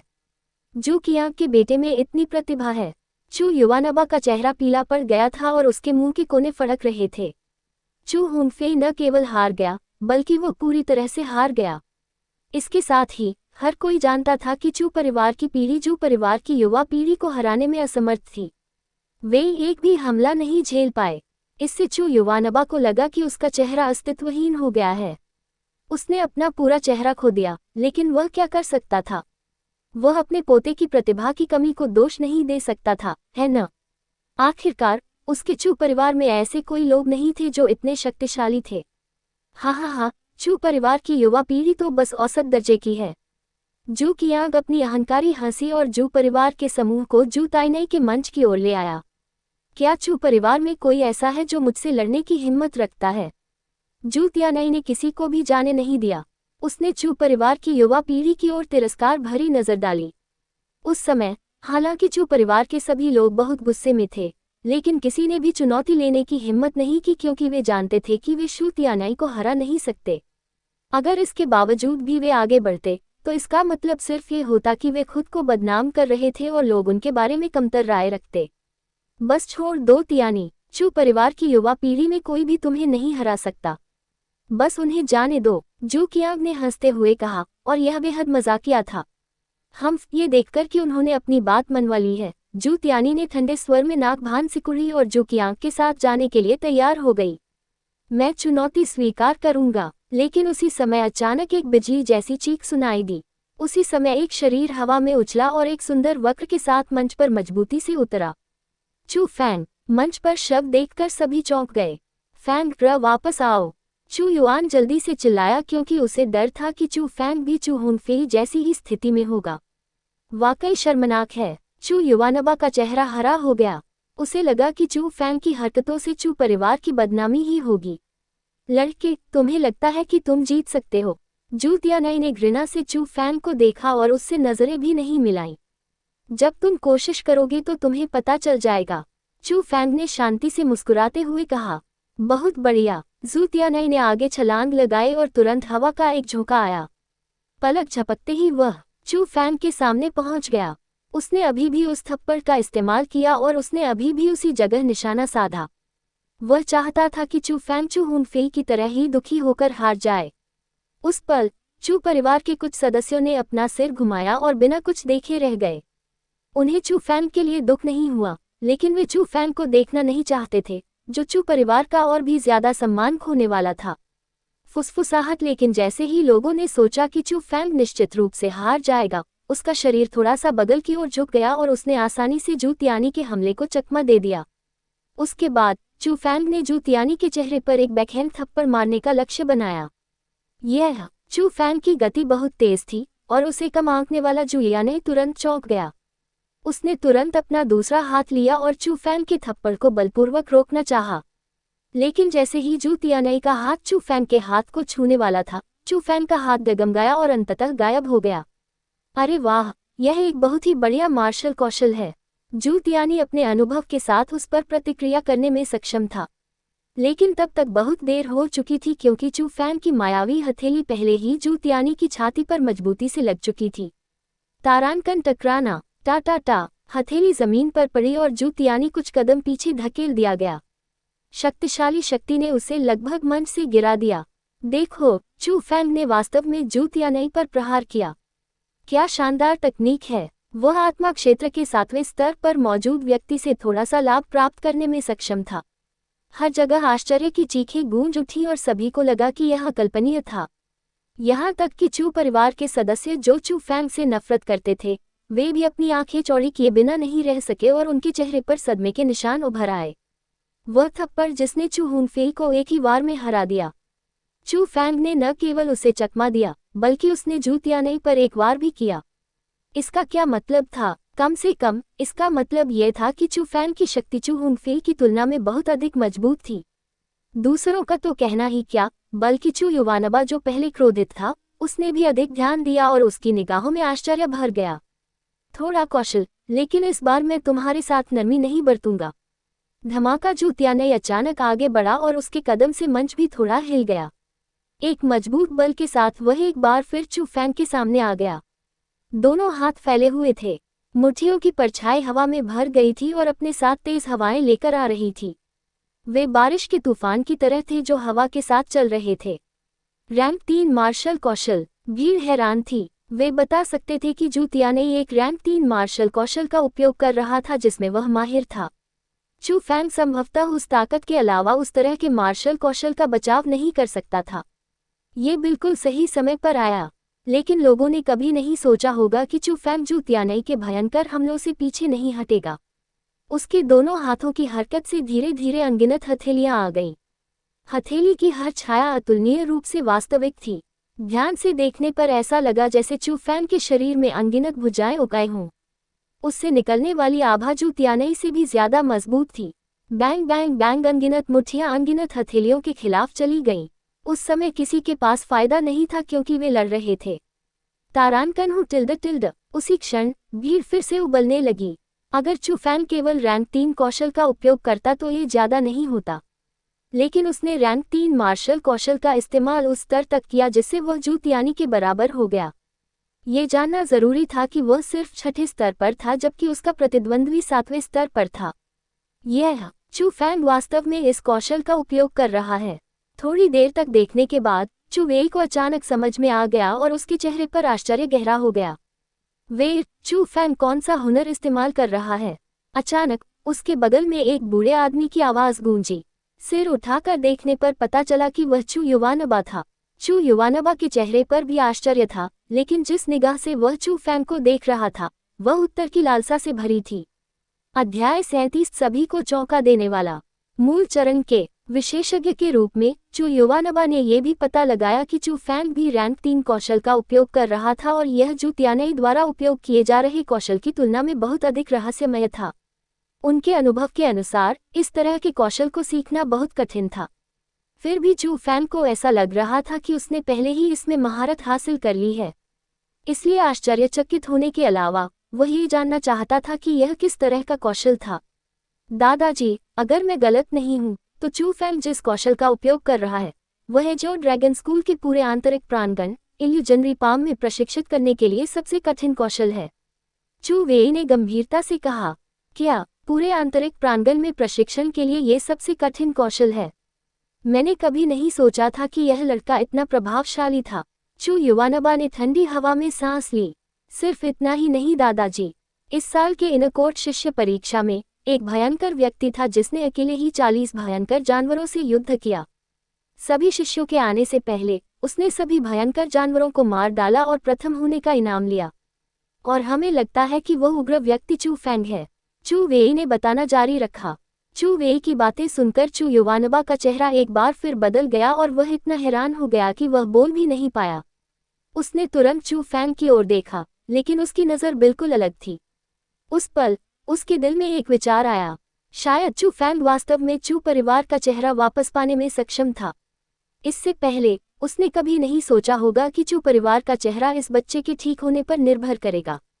आखिरकार वह वास्तव में चू परिवार का सदस्य नहीं था, लेकिन चू फैंग उसकी एकमात्र उम्मीद थी। तारानकन फुफुफुफ। चू फैंग और जू तियानई के बीच लड़ाई में यह निर्धारित करना बेहद मुश्किल था कि किसका पलड़ा भारी था। पर्यवेक्षक ये नहीं बता सकते थे कि किसका पलड़ा भारी था, लेकिन जू तियानई उदास था। उसने अपनी ताकत और कौशल से चू फैंग पर दबाव नहीं डाला और केवल अपने आप को संतुलित किया। कई दौर के हमलों के बाद उसकी सांसें पहले से ही फूल रही थीं। लेकिन चू फैंग के चेहरे पर कोई बदलाव नहीं आया, जैसे उसे पता ही न हो कि थकान नाम की चीज क्या होती है। ये सही नहीं है। यह आदमी इस राउंड में देरी कर रहा है और मेरी सारी ताकत बर्बाद करना चाहता है। जू तियानई को लगा कि कुछ गड़बड़ है और उसने खुद से कहा, ऐसा लगता है कि मुझे इसे जल्दी खत्म करना चाहिए। इस बात पर विचार करते हुए जू तियानई ने धीमा होने की हिम्मत नहीं की। उसने अपना कौशल बदल दिया और उसके शरीर से असीम दबाव निकल रहा था। उसका पूरा वातावरण अलग था। चू फैंग को महसूस हुआ कि जब उसने ऐसा किया तो मंच और भी ज्यादा हिल रहा था। जू तियानई की दोनों मुट्ठियों पर चांदी जैसा सफेद रंग था। ऐसा लग रहा था जैसे उस पर स्टील लगा हो और उसके साथ एक अजय आभा भी थी जो चू फैंग की ओर उड़ रही थी। रैंक 4 कौशल। जू तियानई की विस्फोटक शक्ति को महसूस करते हुए सभी के चेहरे काफी बदल गए। यहाँ तक कि शांत हुए चू युवानबा का चेहरा भी बदल गया। रैंक 4 कौशल यह ऐसी चीज नहीं थी जिसे कोई साधारण शिष्य सीख सकता था। मार्शल आर्ट प्रशिक्षण मैदान में कई शक्तियां थीं। इतने सारे लोगों में से शायद एक भी ऐसा नहीं था जिसके पास रैंक 4 कौशल हो। यहाँ तक कि चू युवानबा के पास भी एक नहीं था। कारण बहुत सरल था। जो साधक रैंक 4 कौशल में प्रशिक्षण ले सकते थे, वे निश्चित रूप से स्कूलों में महत्वपूर्ण लोग थे। उस व्यक्ति की भविष्य की उपलब्धियां इस तरह की छोटी जगह तक सीमित नहीं होंगी।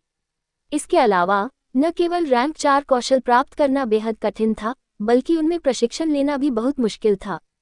भले ही लोगों को रैंक 4 कौशल मिल जाए, लेकिन वे इसे समझ नहीं पाते। इसलिए जू तियानई का रैंक 4 कौशल का उपयोग करने में सक्षम होना स्वाभाविक रूप से सभी को चौंका देगा।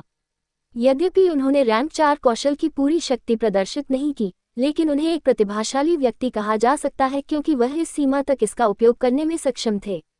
हार गया। चू फैंग हार गया। यह अनगिनत लोगों के दिलों की आवाज थी। लेकिन अगर वह हार गया तो यह न्याय नहीं होगा, क्योंकि ऐसा नहीं था कि वह कमजोर था, बल्कि उसका प्रतिद्वंद्वी बहुत मजबूत था। आखिरकार चू फैंग अभी भी युवा है और आत्मा क्षेत्र के छठे स्तर की शक्ति का उपयोग करके जू तियानई को इस हद तक मजबूर करना पहले से ही उसकी प्रतिभा के बारे में बहुत कुछ बताता है। अगर वह जू तियानई की ही उम्र का होता तो शायद नतीजा अलग होता। भले ही सभी को लगा कि चू फैंग निस्संदेह हार जाएगा, लेकिन किसी ने भी अपने दिल में उसका मजाक नहीं उड़ाया, क्योंकि उनके दिलों में चू फैंग भी एक प्रतिभाशाली व्यक्ति था। तारानकन स्वूश। लेकिन ठीक उसी समय चू फैंग ने भी अपने कौशल में बदलाव किया। उसने अपने पूरे शरीर को ढकने वाली मुट्ठियों को रोक दिया और उसकी जगह एक ऐसी छवि ने ले ली जिसने हवा की तरह जू तियानी के हमले को चकमा दे दिया। 20 उसके पीछे एक शरीर घूम रहा था। तेज हवा चल रही थी और कुछ बिजली की चिंगारियां भी चमक रही थीं। शू तियानी की पिछली गति की तुलना में गति और भी ज्यादा थी, कमजोर नहीं। ये है, हे भगवान, ये रैंक 4 कौशल है। चू फैंग भी रैंक 4 कौशल का उपयोग कर सकता है। अगर यह कहा जाए कि जू तियानई ने लोगों को आश्चर्यचकित कर दिया, तो वर्तमान चू फैंग लोगों को पागल कर देगा। 15 साल की उम्र में उसके पास आत्मा क्षेत्र के छठे स्तर की ताकत थी। वह रैंक 4 कौशल का भी उपयोग कर सकता था। वह बस टूट गया था। लेकिन जो बात अविश्वसनीय थी वह अभी भी जू तियानई के पीछे थी। चू फैंग ने अपना पैर बाहर निकाला और बिजली की चमक के साथ वह जू तियानी की ओर बढ़ा। लानत है। जू तियानी ने धीमे होने की हिम्मत नहीं की। उसने तुरंत अपने हाथों को पीछे खींच लिया ताकि उसे रोक सके, क्योंकि वह महसूस कर सकता था कि उसके पैर की चाबुक कितनी मजबूत थी।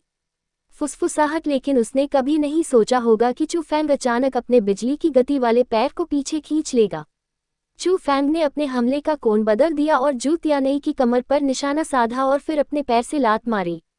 तारानकन टकराना। सब कुछ बहुत तेजी से हुआ, इतनी तेजी से कि जू तियानी इस पर प्रतिक्रिया भी नहीं कर पाया।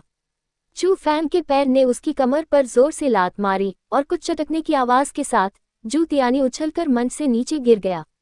तियानई, ये देखकर जू कियांग और अन्य लोग चौंक गए और जल्दी से उसका समर्थन करने के लिए आगे बढ़े। हिलना मत। अचानक जू तियानई ने दर्द से भरे चेहरे के साथ चिल्लाते हुए कहा, ये टूट गया है। कमर टूट गई है क्या? टिल्ड। पूरा इलाका हिल गया। जू तियानई हार गया। एक प्रथम श्रेणी के स्कूल का शिष्य, एक युवा जो आध्यात्मिक क्षेत्र के 7वें स्तर पर था, हार गया। और वह एक ऐसे व्यक्ति से हार गया जो उससे 2 साल छोटा था और आध्यात्मिक क्षेत्र के केवल 6ठे स्तर पर था। तारांकन हुआ लाला टिल्ड टिल्ड टिल्ड। अचानक जो लोग देख रहे थे वे सब खड़े हो गए और गरज के साथ ताली बजाने लगे। कुछ लोग तो जयकारे लगाने लगे और चू फैंग का नाम चिल्लाते रहे। वे अपनी भावनाओं को नियंत्रित नहीं कर सकते थे। एक व्यक्ति जो 15 वर्ष का था, उसके पास आत्मा क्षेत्र के 6ठे स्तर की साधना थी। वह रैंक 4 कौशल का उपयोग कर सकता था और उसने अपने प्रतिद्वंद्वी को भी हराया जो आत्मा क्षेत्र के 7वें स्तर पर था। उसे प्रतिभाशाली नहीं कहा जा सकता था, वह बस एक राक्षस था। लड़ाइयाँ बहुत शानदार थीं। हालांकि आखिरी आदान प्रदान एक पल में हुआ, फिर भी इसने लोगों को बेहद बेफिक्र और उत्साहित महसूस कराया। चू परिवार में भी ऐसा ही एक राक्षस दिखाई दिया। ऐसा लगता है कि हमें भविष्य में चू परिवार के साथ अच्छे संबंध बनाने चाहिए। कुछ लोगों ने पहले से ही गुप्त रूप से चू परिवार के साथ अधिक संपर्क बनाने का फैसला किया था। चू परिवार में चू फैंग जैसे राक्षस के प्रकट होने के अलावा और कोई कारण नहीं था। चू परिवार के पास ऐसा व्यक्ति था, उनकी सफलता के लिए एकमात्र समस्या समय थी। भविष्य में वे चाहकर भी इसे रोक नहीं सकते थे। इसलिए कई लोगों ने अपनी आंखों में अवसर देखा और महसूस किया कि जब तक उनके पास चू परिवार के साथ अच्छे संबंध हैं, शायद भविष्य में उनके पास भरोसा करने के लिए एक बड़ी शक्ति हो सकती है। अध्याय 38 100 मील तक प्रसिद्ध। तारांकन फफफ। चू फैंग मंच से कूद पड़ा। उसने जय जयकार और ताली बजाने का आनंद लेने की जहमत नहीं उठाई और वह सीधे प्रशिक्षण मैदान से बाहर चला गया। चू फैंग की पीठ की ओर देखते हुए किसी को समझ में नहीं आया कि क्या करें। केवल चू युवानबा ने मुस्कुराते हुए धीमी आवाज में कहा, ऐसा लगता है कि इस आदमी में बहुत गहरी नाराजगी है। मार्शल आर्ट ट्रेनिंग ग्राउंड से निकलने के बाद चू फैंग चू गयू के कमरे में गया। चू हुनफेई का मुक्का बहुत भयंकर था और जब उसने चू गयू को मारा तो वह वाकई हल्का नहीं था। लगभग 4 घंटे तक बेहोश रहने के बाद वह धीरे धीरे होश में आया। भाई, बाहर क्या हुआ? इतना शोर क्यों है? चू गयू को नहीं पता था कि मार्शल आर्ट प्रशिक्षण मैदान में क्या हुआ था। कुछ नहीं। चू फैंग की मुस्कान बहुत शांत थी। आह, शायद अब 6ठे चाचा मास्टर हैं। ये सब मेरी वजह से है। अगर मैं जीत सकता तो पिताजी। चू गयू खुद को दोषी ठहराता रहा। गायू, क्या तुम ठीक हो? लेकिन ठीक उसी समय चू युवानबा अंदर आया। उसके पीछे चू युआन, चू रेनई, चू नानशान और कुछ अन्य उच्च पद वाले लोग थे। दादाजी, मैं ठीक हूँ। चू युवानबा को देखकर चू गयू तुरंत उठ बैठा। उसने दादाजी की उपेक्षा करने की हिम्मत नहीं की। अगर तुम ठीक हो तो यह अच्छी बात है। चू युवानबा हल्के से मुस्कुराया और उसके चेहरे पर दुर्लभ परोपकारिता उभर आई। फिर उसने अपने पीछे चू नानशान पर एक नज़र डाली।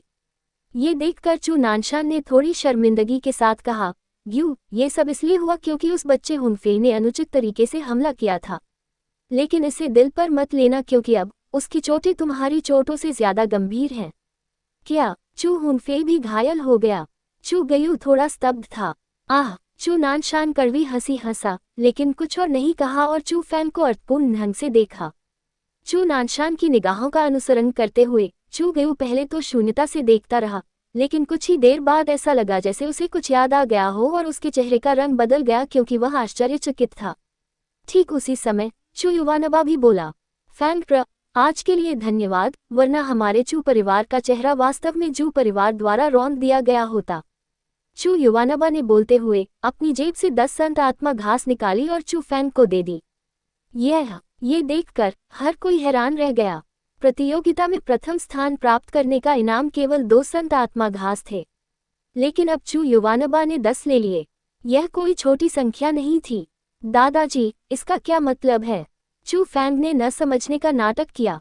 यही तुम्हें मिलना चाहिए, इसे ले लो। अगर तुम इसे ले लोगे तो मैं ज्यादा सहज महसूस कर पाऊंगा। जब वह बोल रहा था, चू युवानबा के चेहरे पर माफी मांगने वाला भाव था। हालांकि उसने चू फैंग के लिए कभी भी मुश्किलें नहीं खड़ी की, लेकिन उसने कभी भी उन दृश्यों को नहीं रोका जिसमें चू फैंग को चू परिवार द्वारा तंग किया जाता था। जहां तक कारण की बात है तो ये बहुत सरल था। ऐसा इसलिए था क्योंकि वह अपने दिल में भी चू फैंग को पसंद नहीं करता था। लेकिन आज अगर चू फैंग न होता तो उसका चू परिवार भीड़ की हंसी का पात्र बन जाता। साथ ही चू फैंग की वजह से चू परिवार की प्रतिष्ठा कई गुना बढ़ गई। अभी अभी अलग अलग शक्तियों के कुछ लोग पहले से ही चू परिवार के प्रति अपनी सद्भावना व्यक्त कर रहे थे। चू युवानबा जानता था कि यह चू फैंग के कारण हुआ था और इसके कारण भी चू युवानबा को चू फैंग के प्रति अधिक दोषी महसूस हुआ। फैंगर ये देखकर कि चू फैंग हिचकिचा रहा था, चू युआन ने जल्दी से उससे आग्रह किया, तो फिर धन्यवाद दादाजी। चू फैंग ने संत आत्मा घास स्वीकार कर ली, लेकिन उसके चेहरे पर कोई मुस्कान नहीं थी। चू युवानबा को चू फैंग की हरकतों से कोई ऐतराज नहीं था, बल्कि वो खुश था। उसने पलटकर चू युआन से कहा, भविष्य में फैंग र के लिए वार्षिक पूरक 5 संत आत्मा घास होगी। चू युवानबा की बातों से न केवल दूसरे लोग बल्कि चू युआन भी चकित रह गया। ऐसा व्यवहार पहले कभी नहीं हुआ था और चू युवानबा स्पष्ट रूप से चू फैंग को अच्छी तरह से विकसित करना चाहता था। हालांकि उस समय चू नानशान और अन्य लोगों के चेहरे अच्छे नहीं थे, लेकिन उन्होंने कुछ भी कहने की हिम्मत नहीं की, क्योंकि चू परिवार में चू युवानबा आकाश की तरह था। भले ही परिवार के मालिक की स्थिति बदल गई हो, चू युवानबा अभी भी चू परिवार का असली मालिक था। तुम तीनों बातें करते रहो, ग्यू की चोटों का ख्याल रखना याद रखो। हालांकि आज तुम मालिक हो, लेकिन पारिवारिक रिश्तों को नजरअंदाज मत करना। चू युवानबा ने चू युआन को निर्देश दिया। मैं समझ गया पिताजी, चू युआन ने जवाब दिया। चू युवानबा ने चू फैंग की ओर देखा और चू फैंग का बर्फीला चेहरा देखकर चू युवानबा अजीब तरह से मुस्कुराया और भीड़ लेकर चला गया। पिताजी, चू फैंग के रवैये को देखिए, वह वास्तव में बहुत। जैसे ही वे आंगन से बाहर निकले, चू नानशान ने चू फैंग की आलोचना करना शुरू कर दिया। चुप रहो, लेकिन इसके बदले उसे चू युवानबा से गुस्से में फटकार मिली। उसने ठंडे चेहरे से भीड़ की ओर इशारा किया और बेहद गंभीर भाव से कहा, सब लोग सुनो, मैं किसी को भी फैंगर के बारे में कुछ भी बुरा कहते हुए नहीं सुनना चाहता। अगर मैं इसे सुनता हूँ तो इससे कोई फर्क नहीं पड़ता कि यह कौन है, इसे बिना किसी अपवाद के पारिवारिक कानून के तहत निपटाया जाएगा। ये शब्द सुनकर चू नानशान और बाकी लोगों के चेहरे पीले पड़ गए। वे कुछ भी कहने की हिम्मत नहीं जुटा पाए, क्योंकि वे जानते थे कि भविष्य में चू परिवार में वे चू फैंग को और नाराज नहीं कर सकते। पिताजी, अब आप मालिक हैं। कमरे के साथ चू फैंग अच्छी तरह से आश्चर्यचकित था। हाँ, यह मास्टर पद पाने में सक्षम होने के लिए सब कुछ तुम्हारा धन्यवाद है मेरे प्यारे बेटे। चू युआन भी मुस्कुरा रहा था। मैंने कभी नहीं सोचा था कि तुम इतनी सारी चीजें छिपा रहे हो। हे, चू फैंग भी बहुत खुशी से मुस्कुराया, क्योंकि वह अपने पिता की प्रशंसा का सामना कर रहा था। उसने चू युआन का गौरव बनने के लिए बहुत मेहनत की थी और आज ऐसा लग रहा था कि उसकी इच्छा पूरी हो गई। पिताजी, भाई, यहाँ क्या हो रहा है? अंततः धुंधले सिर वाला चू गयू बोला। ये देखकर चू युआन पहले तो मुस्कुराया, फिर उसने चू फैंग के जाने के बाद मार्शल आर्ट ट्रेनिंग ग्राउंड पर हुई हर घटना का विस्तार से वर्णन किया, जिसमें जू परिवार के दुखी होकर चले जाने वाले व्यक्ति चू युवानबा द्वारा ये घोषणा करना कि चू युआन मास्टर का पद संभालेंगे, विभिन्न शक्तियों के प्रति सद्भावना व्यक्त करना आदि शामिल थे। ये सब जानने के बाद चू गयू का मुंह खुला का खुला रह गया और वह इतना हैरान था कि कुछ बोल नहीं पाया। चू फैंग की ओर उसकी निगाहें अजीब तरह से उलझ गईं। उसने कभी नहीं सोचा होगा कि उसका भाई ऐसा होगा, लेकिन जो भी हो, चू फैंग के बड़े भाई के रूप में वह चू फैंग के लिए वास्तव में खुश था, क्योंकि वह जानता था उसके भाई को अब उसकी सुरक्षा की आवश्यकता नहीं थी। सभा के बाद चू फैंग 100 मील की परिधि के भीतर क्षेत्र में गर्मागर्म चर्चा का विषय बन गया। बहुत से लोग जानते थे कि चू परिवार ने एक मार्शल साधना प्रतिभा पैदा की थी जो केवल 15 साल की थी। कुछ लोगों ने चू फैंग के बारे में बहुत बड़ा चढ़ाकर बताया। एक पैर से मंच को तोड़ना, एक सांस से तूफान पैदा करना, और ये अतिशयोक्ति बस किंवदंतियां बन गईं। कुछ लोगों को तो ये भी संदेह होने लगा कि चू फैंग इंसान था या नहीं। लेकिन कोई बात नहीं, चू फैंग स्पष्ट रूप से पर्वतीय क्षेत्र का सबसे ज्यादा ध्यान आकर्षित करने वाला विषय था, खास तौर पर चू परिवार के भीतर। चू युवानबा के दबाव में किसी ने चू फैंग को कुछ भी बुरा कहने की हिम्मत नहीं की और किसी ने चू फैंग का अनादर करने की हिम्मत नहीं की। उनके पास चू फैंग का सामना बिल्कुल नए दृष्टिकोण से करने और उसे अलग तरह से पहचानने के अलावा कोई विकल्प नहीं था। उस दिन चू फैंग और अन्य लोग एजियो ड्रैगन स्कूल में वापस लौट आए। जाते समय चू फैंग ने चू गयू को कागज की एक पर्ची दी और उससे कहा कि वह इसे उसके जाने के बाद ही खोल सकता है। तुम्हारे तकिए के नीचे कुछ है, ये कागज की पर्ची में लिखा था।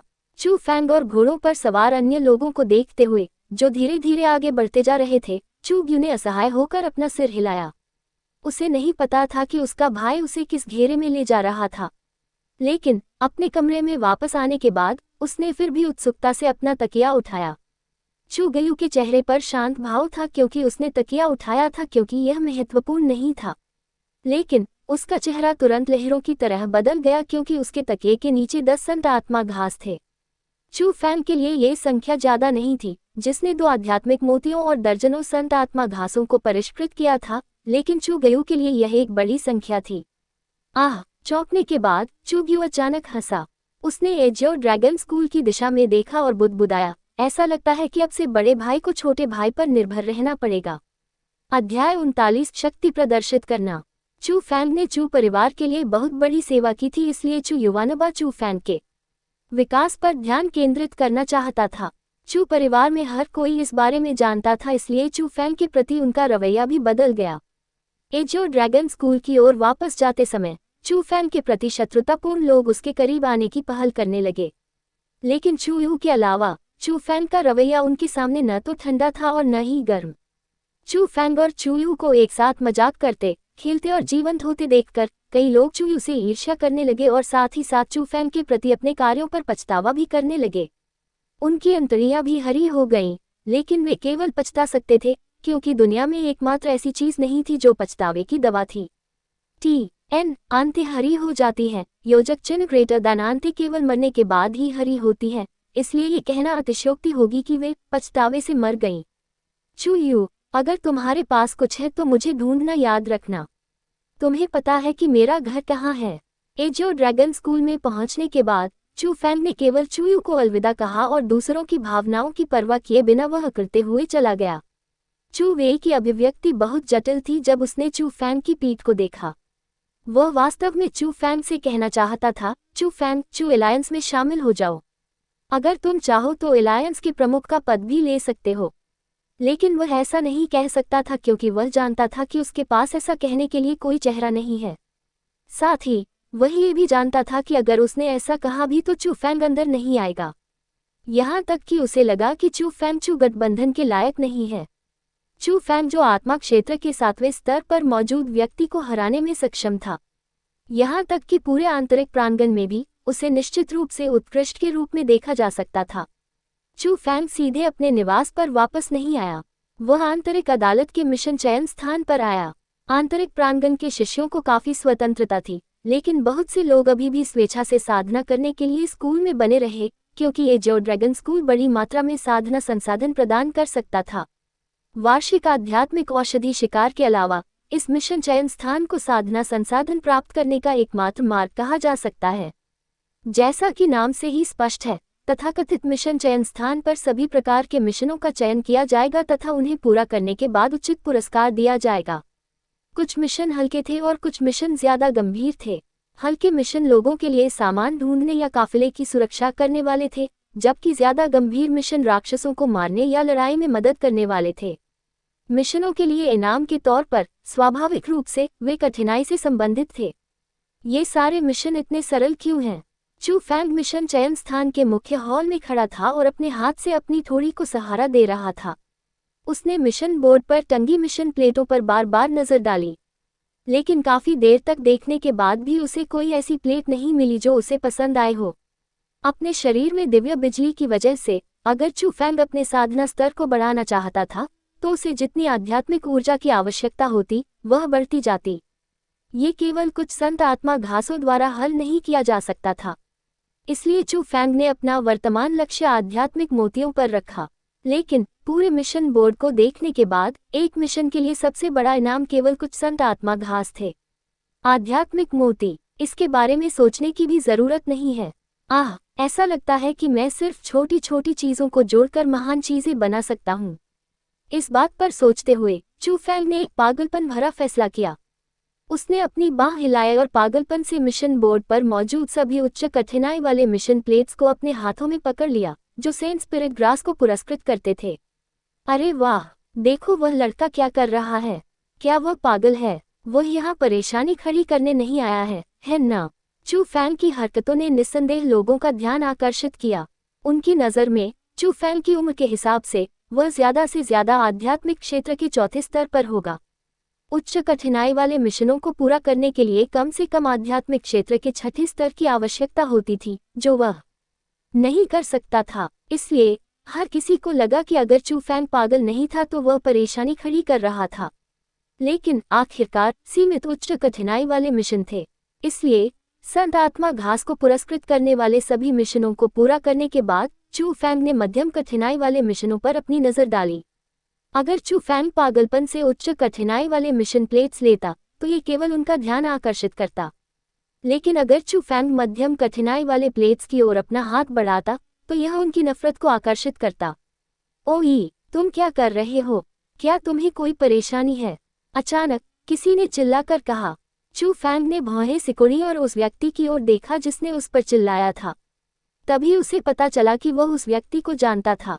वह कोई ऐसा व्यक्ति था जिसने चू फैंग के साथ ही आंतरिक दरबार शिष्य परीक्षा में प्रवेश लिया था, और वह व्यक्ति भी जिसे लोग बहुत मानते थे, डुआन युक्सुआन। वर्तमान डुआन युक्सुआन का चेहरा बहुत बदसूरत था। लंबे समय तक कड़ी खोज करने के बाद उसे आखिरकार एक ऐसा मिशन मिला जो उसे पसंद था, लेकिन चू फैंग ने उसे झपट लिया। अगर चू फैंग वाकई मिशन चाहता था तो ये ठीक था, लेकिन जाहिर है चू फैंग नहीं चाहता था, इसलिए डुआन युक्सुआन इसे बर्दाश्त नहीं कर सका। तुम मुझे कोस रहे हो? चू फैंग ने शांति से पूछा। तो क्या हुआ अगर मैं हूँ? क्या तुम्हें कोई समस्या है? क्या तुम्हें लगता है कि यह तुम्हारे परिवार ने खोला है? जहाँ तक मैं देख सकता हूँ, अपने मिशन को हथियाने के साथ तुम यहाँ सिर्फ परेशानी खड़ी करने आए हो। धमाका! इससे पहले कि डुआन युक्सुआन की बात खत्म होती, एक स्पष्ट थप्पड़ उसके चेहरे पर पड़ा। एक शक्तिशाली शक्ति ने डुआन युक्सुआन को एक पल के लिए ऐसा महसूस कराया कि वह तैर रहा है, क्योंकि उसका पूरा शरीर ऊपर की ओर उड़ गया। जैसे ही वह उतरा, उसने अपना मुंह खोला और 3 दांत बाहर आ गए। तारांकन हुआ टिल्ड टिल्ड टिल्ड। भीड़ में कोलाहल मच गया, क्योंकि अभी अभी हर कोई महसूस कर सकता था कि वह दिखने में अप्रभावी युवक आत्मा क्षेत्र के छठे स्तर का विशेषज्ञ था। उसकी आभा भी बहुत मोटी थी और यह सब देखकर लोग अवाक रह गए। आत्मा क्षेत्र का छठा स्तर। हालांकि यह आंतरिक प्रांगण में सबसे मजबूत नहीं था, लेकिन उस उम्र में छठे स्तर तक पहुंच पाना लोगों को पहले से ही हैरान कर देने वाला था। विंग्स एलायंस में ड्रैगन और टाइगर भाई भी आत्मा क्षेत्र के छठे स्तर पर थे, और जाहिर है उनके सामने खड़ा युवा व्यक्ति भाइयों से ज्यादा मजबूत था। चू फैंग ने भीड़ की चौंकती निगाहों को अनदेखा करते हुए अपने कंधे पर टंगे बैग में मिशन की बहुत सारी प्लेटें ठूंस लीं। उसने डुआन युक्सुआन की ओर इशारा किया जो जमीन पर पड़ा था और कहा, अगली बार जब तुम बोलो तो ध्यान से बोलो। मैं जितने चाहूं उतने मिशन लूंगा और इसका तुमसे कोई लेना देना नहीं है। ये कहने के बाद चू फैंग ने शालीनता से वहां से प्रस्थान किया। अपनी वर्तमान शक्ति के साथ आत्मा क्षेत्र के 7वें स्तर के लोग उसके लिए उपयुक्त भी नहीं थे। यहाँ तक कि जो लोग आत्मा क्षेत्र के 8वें स्तर पर थे, उनके खिलाफ भी जब तक वह अपनी सारी ताकत का उपयोग करता, वह युद्ध कर सकता था। वह जो जानता था उसके अनुसार पूरे आंतरिक प्रांगण में सबसे शक्तिशाली लोग केवल 8वें स्तर के ही थे और ऐसे 10 से ज्यादा लोग नहीं थे। इसलिए पूरे आंतरिक प्रांगण में ऐसे ज्यादा लोग नहीं थे जिनसे उसे डर लगता था। इसके अलावा सू मेई के संपर्क में आने के बाद उसे अपनी साधना प्रतिभा के प्रति लोगों के संदेह की चिंता नहीं हुई, जो उसके विशेष शरीर के कारण उत्पन्न हुई थी। आखिरकार आंतरिक प्रांगण में सू मेई जैसी प्रतिभा पहले से ही मौजूद थी। ये जानना जरूरी है कि एजोर ड्रैगन स्कूल में, एजोर प्रांत में और यहाँ तक कि पूरे 9 प्रांतों में अनगिनत और भी प्रभावशाली प्रतिभाएं होंगी। इसलिए वह जो वर्तमान जन्मजात कौशल प्रदर्शित कर रहा था, उस पर संदेह करने लायक नहीं था। इसलिए चू फैंग को लगा कि अब उसे अपनी ताकत छिपाने की कोई जरूरत नहीं है। कम से कम वह दूसरों के सामने अपना सिर तो नहीं झुकाएगा। चू परिवार की सभा का अनुभव करने के बाद चू फैंग ने भी एक सिद्धांत की खोज की। केवल शक्तिशाली ताकत से ही लोग उसका सम्मान करेंगे। इसलिए अब से वह उन लोगों के प्रति संयम का एक निशान भी नहीं रखेगा जो उसका अनादर करते हैं। यह आदमी कौन है? अभी जो दबाव वह छोड़ रहा था वह काफी डरावना था। मुझे नहीं लगता कि मैंने उसके बारे में पहले कभी सुना है। चू फैंग की सुंदर पीठ को देखते ही लोगों ने चर्चा शुरू कर दी। मैं जानता हूं कि वह कौन है। वह चू फैंग है, और वह व्यक्ति भी है जिसने विंग्स एलायंस के निमंत्रण को अस्वीकार कर दिया था। ठीक उसी समय किसी ने चिल्लाकर कहा। उन शब्दों के साथ भीड़ एक बार फिर आश्चर्य में चिल्ला उठी। जहां तक डुआन युक्सुआन की बात है, जो फर्श पर लेटा हुआ था, उसके मन में कुछ डर था। जो व्यक्ति आत्मा क्षेत्र के छठे स्तर पर था और जिसे विंग्स एलायंस का समर्थन भी प्राप्त था, वह ऐसा व्यक्ति नहीं था जिसे वह अपमानित कर सके। अध्याय 40। मैं सु मेई का प्रेमी हूँ, मेरे सामने से हट जाओ। अगर तुमने मुझे रोकने की हिम्मत की तो मैं तुम्हें तोड़ दूंगा।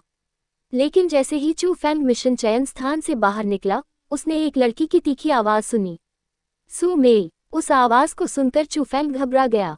उसने सोचा कि सु मेई मुसीबत में पड़ गई है, इसलिए वह जल्दी से आवाज की दिशा में चला गया। दरअसल पास में ही उसे सु मेई की आकृति मिली, लेकिन उस समय सु मेई के आसपास 1 दर्जन से ज्यादा स्वॉर्ड एलायंस के सदस्य थे। उन्होंने अपनी आभा नहीं छिपाई, इसलिए चू फैंग स्पष्ट रूप से महसूस कर सकता था कि वहां मौजूद ज्यादातर लोग आत्मा क्षेत्र के 5वें स्तर पर थे। सबसे शक्तिशाली एक युवा व्यक्ति था और वह आत्मा क्षेत्र के 6ठे स्तर पर था। उस व्यक्ति का कद ऊंचा था, चेहरा गोरा था, भौहें मोटी थी और आंखें बड़ी थीं। ये कहा जा सकता है कि वह एक विशिष्ट सुंदर लड़का था। वह वर्तमान में सु मेई को देखकर भयावह रूप से मुस्कुरा रहा था और तलवार गठबंधन के सदस्यों का समूह भीड़ के सामने सु मेई को चिढ़ा रहा था। लेकिन शायद सु मेई की विशेष स्थिति के कारण सफेद चेहरे वाले पुरुष की चिढ़ाने की क्षमता काफी अधिक थी, जिससे सु मेई बेहद नाखुश हो गई और उसकी गुस्सा करने की तैयारी के संकेत मिलने लगे। ये देखकर चू फैंग, जो मूल रूप से मदद करना चाहता था, उसने तुरंत अपने कदम रोक दिए। वह सु मेई की ताकत को स्पष्ट रूप से समझ गया था। वह आत्मा क्षेत्र के 7वें स्तर पर थी, फिर भी उन लोगों ने सु मेई को परेशान करने की हिम्मत की। वे बस मरना चाह रहे थे। लेकिन जाहिर है लड़की अभी भी अपनी ताकत को उजागर नहीं करना चाहती थी, इसलिए उसने बलपूर्वक सहन किया और हमला नहीं किया। इसलिए चू फैंग सिर्फ जीवंतता के लिए दर्शकों में शामिल हो गया और अपने दिल में छिपे हुए हंसे, मैं देखूंगा कि तुम इसे कितने समय तक सहन कर सकते हो। लेडी सु मेई, मैं जियान चेन आपको सच में पसंद करता हूँ। क्या आप मुझे एक मौका नहीं दे सकती? पूरे आंतरिक प्रांगण में, चाहे वह स्थिति, ताकत या रूप रंग हो, मेरे अलावा आपके लिए कौन उपयुक्त हो सकता है? जियान चेन। जियान चेन नामक उस गोरे चेहरे वाले पुरुष ने गहरी भावनाओं के साथ कबूल किया, लेकिन उसकी चोर आंखें सु मेई के शरीर को आगे पीछे स्कैन कर रही थी।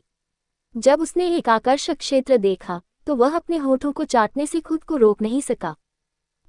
सु मेई की सहन शक्ति स्पष्ट रूप से सीमा तक पहुंच गई थी, क्योंकि जिस चीज को वह सबसे ज्यादा बर्दाश्त नहीं कर सकती थी, वह थी किसी के द्वारा परेशान किया जाना। लेकिन जैसे ही वह भड़कने वाली थी, उसने अचानक भीड़ में एक जानी पहचानी शख्सियत देखी। अचानक एक ख्याल आया और उसने अपना गुस्सा वापस लेते हुए थोड़ी शर्मिंदगी के साथ जियान चेन से कहा, दरअसल मैं पहले से ही किसी से प्यार करती हूँ। क्या तुम्हारा कोई प्रेमी है? कौन? सु मेई की बातें सुनकर जियान चेन को ऐसा लगा जैसे उसे बहुत बड़ा झटका लगा हो और वह तुरंत क्रोधित हो गया। सु मेई ने गर्व से मुस्कुराते हुए भीड़ की ओर अपनी नजर डाली और एक बहुत ही गर्म स्वर का उपयोग करते हुए कहा, प्रिय, तुम सिर्फ ये देख रहे हो कि कोई मुझे परेशान कर रहा है। और वह जिस व्यक्ति को देख रही थी, वह भीड़ में बिल्कुल चू फैंग था। लानत है, चू फैंग ने अपने दिल में चिल्लाते हुए कहा। उसने कभी नहीं सोचा होगा कि सु मेई उसे इतनी जल्दी खोज लेगी और उसने उसे बेवकूफ भी बनाया। सु मेई स्पष्ट रूप से उसे एक ढाल के रूप में ले रही थी। हालांकि वह अपने दिल में नाराज था, लेकिन एक इंसान होने के नाते और अपने आसपास के लोगों की एकाग्र निगाहों का सामना करते हुए चू फैंग कैसे पीछे हट सकता था। आखिरकार वह मूल रूप से सु मेई की मदद करने की योजना बना रहा था। बेबी, मैं अभी आया हूँ। कौन सा कमीना तुम्हें परेशान कर रहा है? मैं उसकी देखभाल करने में तुम्हारी मदद करूंगा। चू फैंग ने भीड़ से बाहर निकलते हुए एक नाटक किया। वह सु मेई के सामने आया, भयावह रूप से मुस्कुराया, फिर एक ऐसी हरकत की जिसने सभी को पूरी तरह से अचंभित कर दिया। उसने अपना हाथ हिलाया और तेज हवा का झोंका आया। इसने नाजुक छोटी सी सुंदरता सु मेई को उसके आलिंगन में धकेल दिया। ये दृश्य वाकई लोगों की आंखें चौड़ी और जबड़े खुले रखने वाला था। हर किसी के मुंह खुले रह गए और कुछ लोगों की आंखें लगभग बाहर निकल आईं। सु मेई कौन थी? वह एक प्रतिभाशाली महिला थी जिसे भीतरी प्रांगण में हर कोई जानता था और वह एक प्रसिद्ध सुंदरी भी थी। हालांकि उसे देखने वाले बहुत कम लोग थे, लेकिन जो लोग उसे देखते थे वे उसकी सुंदरता से मंत्रमुग्ध हो जाते थे। कई लोग तो उसे अपनी नज़र में देवी भी मानते थे। जिन लोगों के पास मजबूत क्षमताएं और मजबूत पृष्ठभूमि थी, उन्होंने सीधे सु मेई के सामने अपनी स्वीकारोक्ति की। ये जियान चेन उनमें से सिर्फ एक थी। इतने सारे लोगों के सामने छेड़खानी किए जाने पर सु मेई भी इस हद तक क्रोधित थी कि उसकी दोनों आंखों में आग लग गई थी। लेकिन ये सोचकर कि यह उसके लिए था, उसने अपने गुस्से का दृढ़ता से विरोध किया। न केवल वह भड़की नहीं, बल्कि वह खुशी की मुस्कान से भरी हुई थी और चू फैंग की बाहों में बनी रही। उस पल चू फैंग को अपने पेट को छूती हुई 2 मुलायम गेंदों का एहसास हुआ। उस आरामदायक एहसास ने उसे एक बार तो कांपने पर मजबूर कर दिया। उसके बाद वह खुद को और ज्यादा कसकर सु मेई को गले लगाने से नहीं रोक सका और उस मुलायम एहसास का जितना चाहे उतना आनंद लिया। अरे, तुम कौन हो? जैसे ही उसने देखा कि उसकी अपनी देवी को उसके सामने कोई और गले लगा रहा है, जियान चेन को लगा कि उसके दिल में क्रोध उमड़ रहा है और उसके शरीर से हत्या की भावना निकल रही है। मैं कौन हूँ? मैं वही हूँ जिसे सु मेई प्यार करती है। चू फैंग ने अपनी छाती बाहर निकाली और गर्व से अपना सिर उठाया। तुम कमीने, सु मेई ने अपने दिल में कोसा। हर कोई समझ सकता था कि चू फैंग का क्या मतलब था। उसका मतलब था कि सु मेई उससे प्यार करती थी, न कि इसके विपरीत। लानत है, मैं तुम्हें तोड़ दूंगा। आखिरकार जियान चेन भड़क गया। उसने अपनी पीठ के पीछे तलवार निकाली और चू फैंग की ओर वार किया। प्रिय, मेरे लिए उसका ख्याल रखना। जिस बात ने चू फैंग को अवाक कर दिया वही थी कि उसके आलिंगन में मौजूद सु मेई ने वास्तव में उसे बाहर धकेल दिया था। उस धक्के में बहुत ताकत थी और इसने उसे सीधे जियान चेन की तलवार की ओर धकेल दिया। वह बस चू फैंग का फायदा उठा रही थी और वह बिना किसी भेदभाव के बदला ले रही थी। लेकिन चू फैंग के पास क्या ताकत थी? आत्मा क्षेत्र के 7वें स्तर के लोग उसके प्रतिद्वंद्वी होने के लायक भी नहीं थे। 6ठे स्तर के व्यक्ति की तो बात ही छोड़िए। तारांकन टकराना। चू फैंग ने एक तरफ झुककर जियान चेन के हमले को चकमा दिया। उसके बाद उसने अपना पैर उठाया और सीधे जियान चेन को लात मारकर उसे दयनीय स्थिति में पहुंचा दिया। लड़के, तुम मरने की फिराक में हो। ये देखकर तलवार गठबंधन के बचे हुए दर्जन भर सदस्यों ने हाथों में तलवार लहराए और बेरहमी से चू फैंग की ओर हमला कर दिया। लेकिन वे चू फैंग के विरोधी कैसे हो सकते थे? पलक झपकते ही दर्जन भर लोगों को इस हद तक पीटा गया कि उनकी नाक से खून बहने लगा, पूरे शरीर पर चोटें आईं, वे फर्श पर लौट रहे थे और दर्द से चीख रहे थे। चू फैंग ने जियान चेन के शरीर पर कदम रखा और आक्रामक तरीके से कहा, अगर आपने भविष्य में मेरे प्रिय को परेशान करने की हिम्मत की तो मैं आपके सभी दांत तोड़ दूंगा। इतना कहकर चू फैंग हंसते हुए सु मेई के सामने गया और बिना किसी रोक टोक के उसे गले लगा लिया। फिर उसने कहा, चलो वहां बैठते हैं डार्लिंग। फिर वह इतराता हुआ अपने घर की ओर चल दिया। यह आदमी कौन है? उसने सु मेई के साथ ऐसा करने की हिम्मत की। जिस दृश्य में वे दोनों एक दूसरे पर भरोसा करते हुए जा रहे थे, उसे देखकर साथ ही लोगों को उसकी पहचान पर संदेह होने के साथ ही हृदय विदारक आवाजें भी सुनाई दे रही थीं। चलते समय चू फैंग वास्तव में बेलगाम था। उसने सु मेई को कसकर गले लगा लिया, जबकि सु मेई की तिरस्कार भरी निगाहों और उस छोटे हाथ को पूरी तरह से अनदेखा कर दिया जो छुपकर उसकी बांह पर चुपकी काट रहा था। चू फैंग के विचार ये थे, भले ही मुझे दर्द सहना पड़े, फिर भी मैं तुम्हारा छोटा मोटा फायदा उठाऊंगा। तथाकथित अगर तुम छोटी मोटी चीजों का फायदा नहीं उठाते तो तुम कोई फायदा नहीं उठाते। मुझे ढाल के रूप में लेने की यही कीमत है। कमीने, बहुत हो गया। जैसे ही वे चू फैंग के घर में दाखिल हुए, सु मेई ने चू फैंग को धक्का देकर दूर कर दिया। हवा का एक झोंका आया और सु मेई की तेज लात चू फैंग की ओर बढ़ी। धिक्कार है टिल्ड। चू फैंग हैरान था क्योंकि सु मेई ने उससे आगे निकल गई, चाहे वह गति हो या ताकत। ये लड़की पहले से ही आत्मिक क्षेत्र के 8वें स्तर पर थी।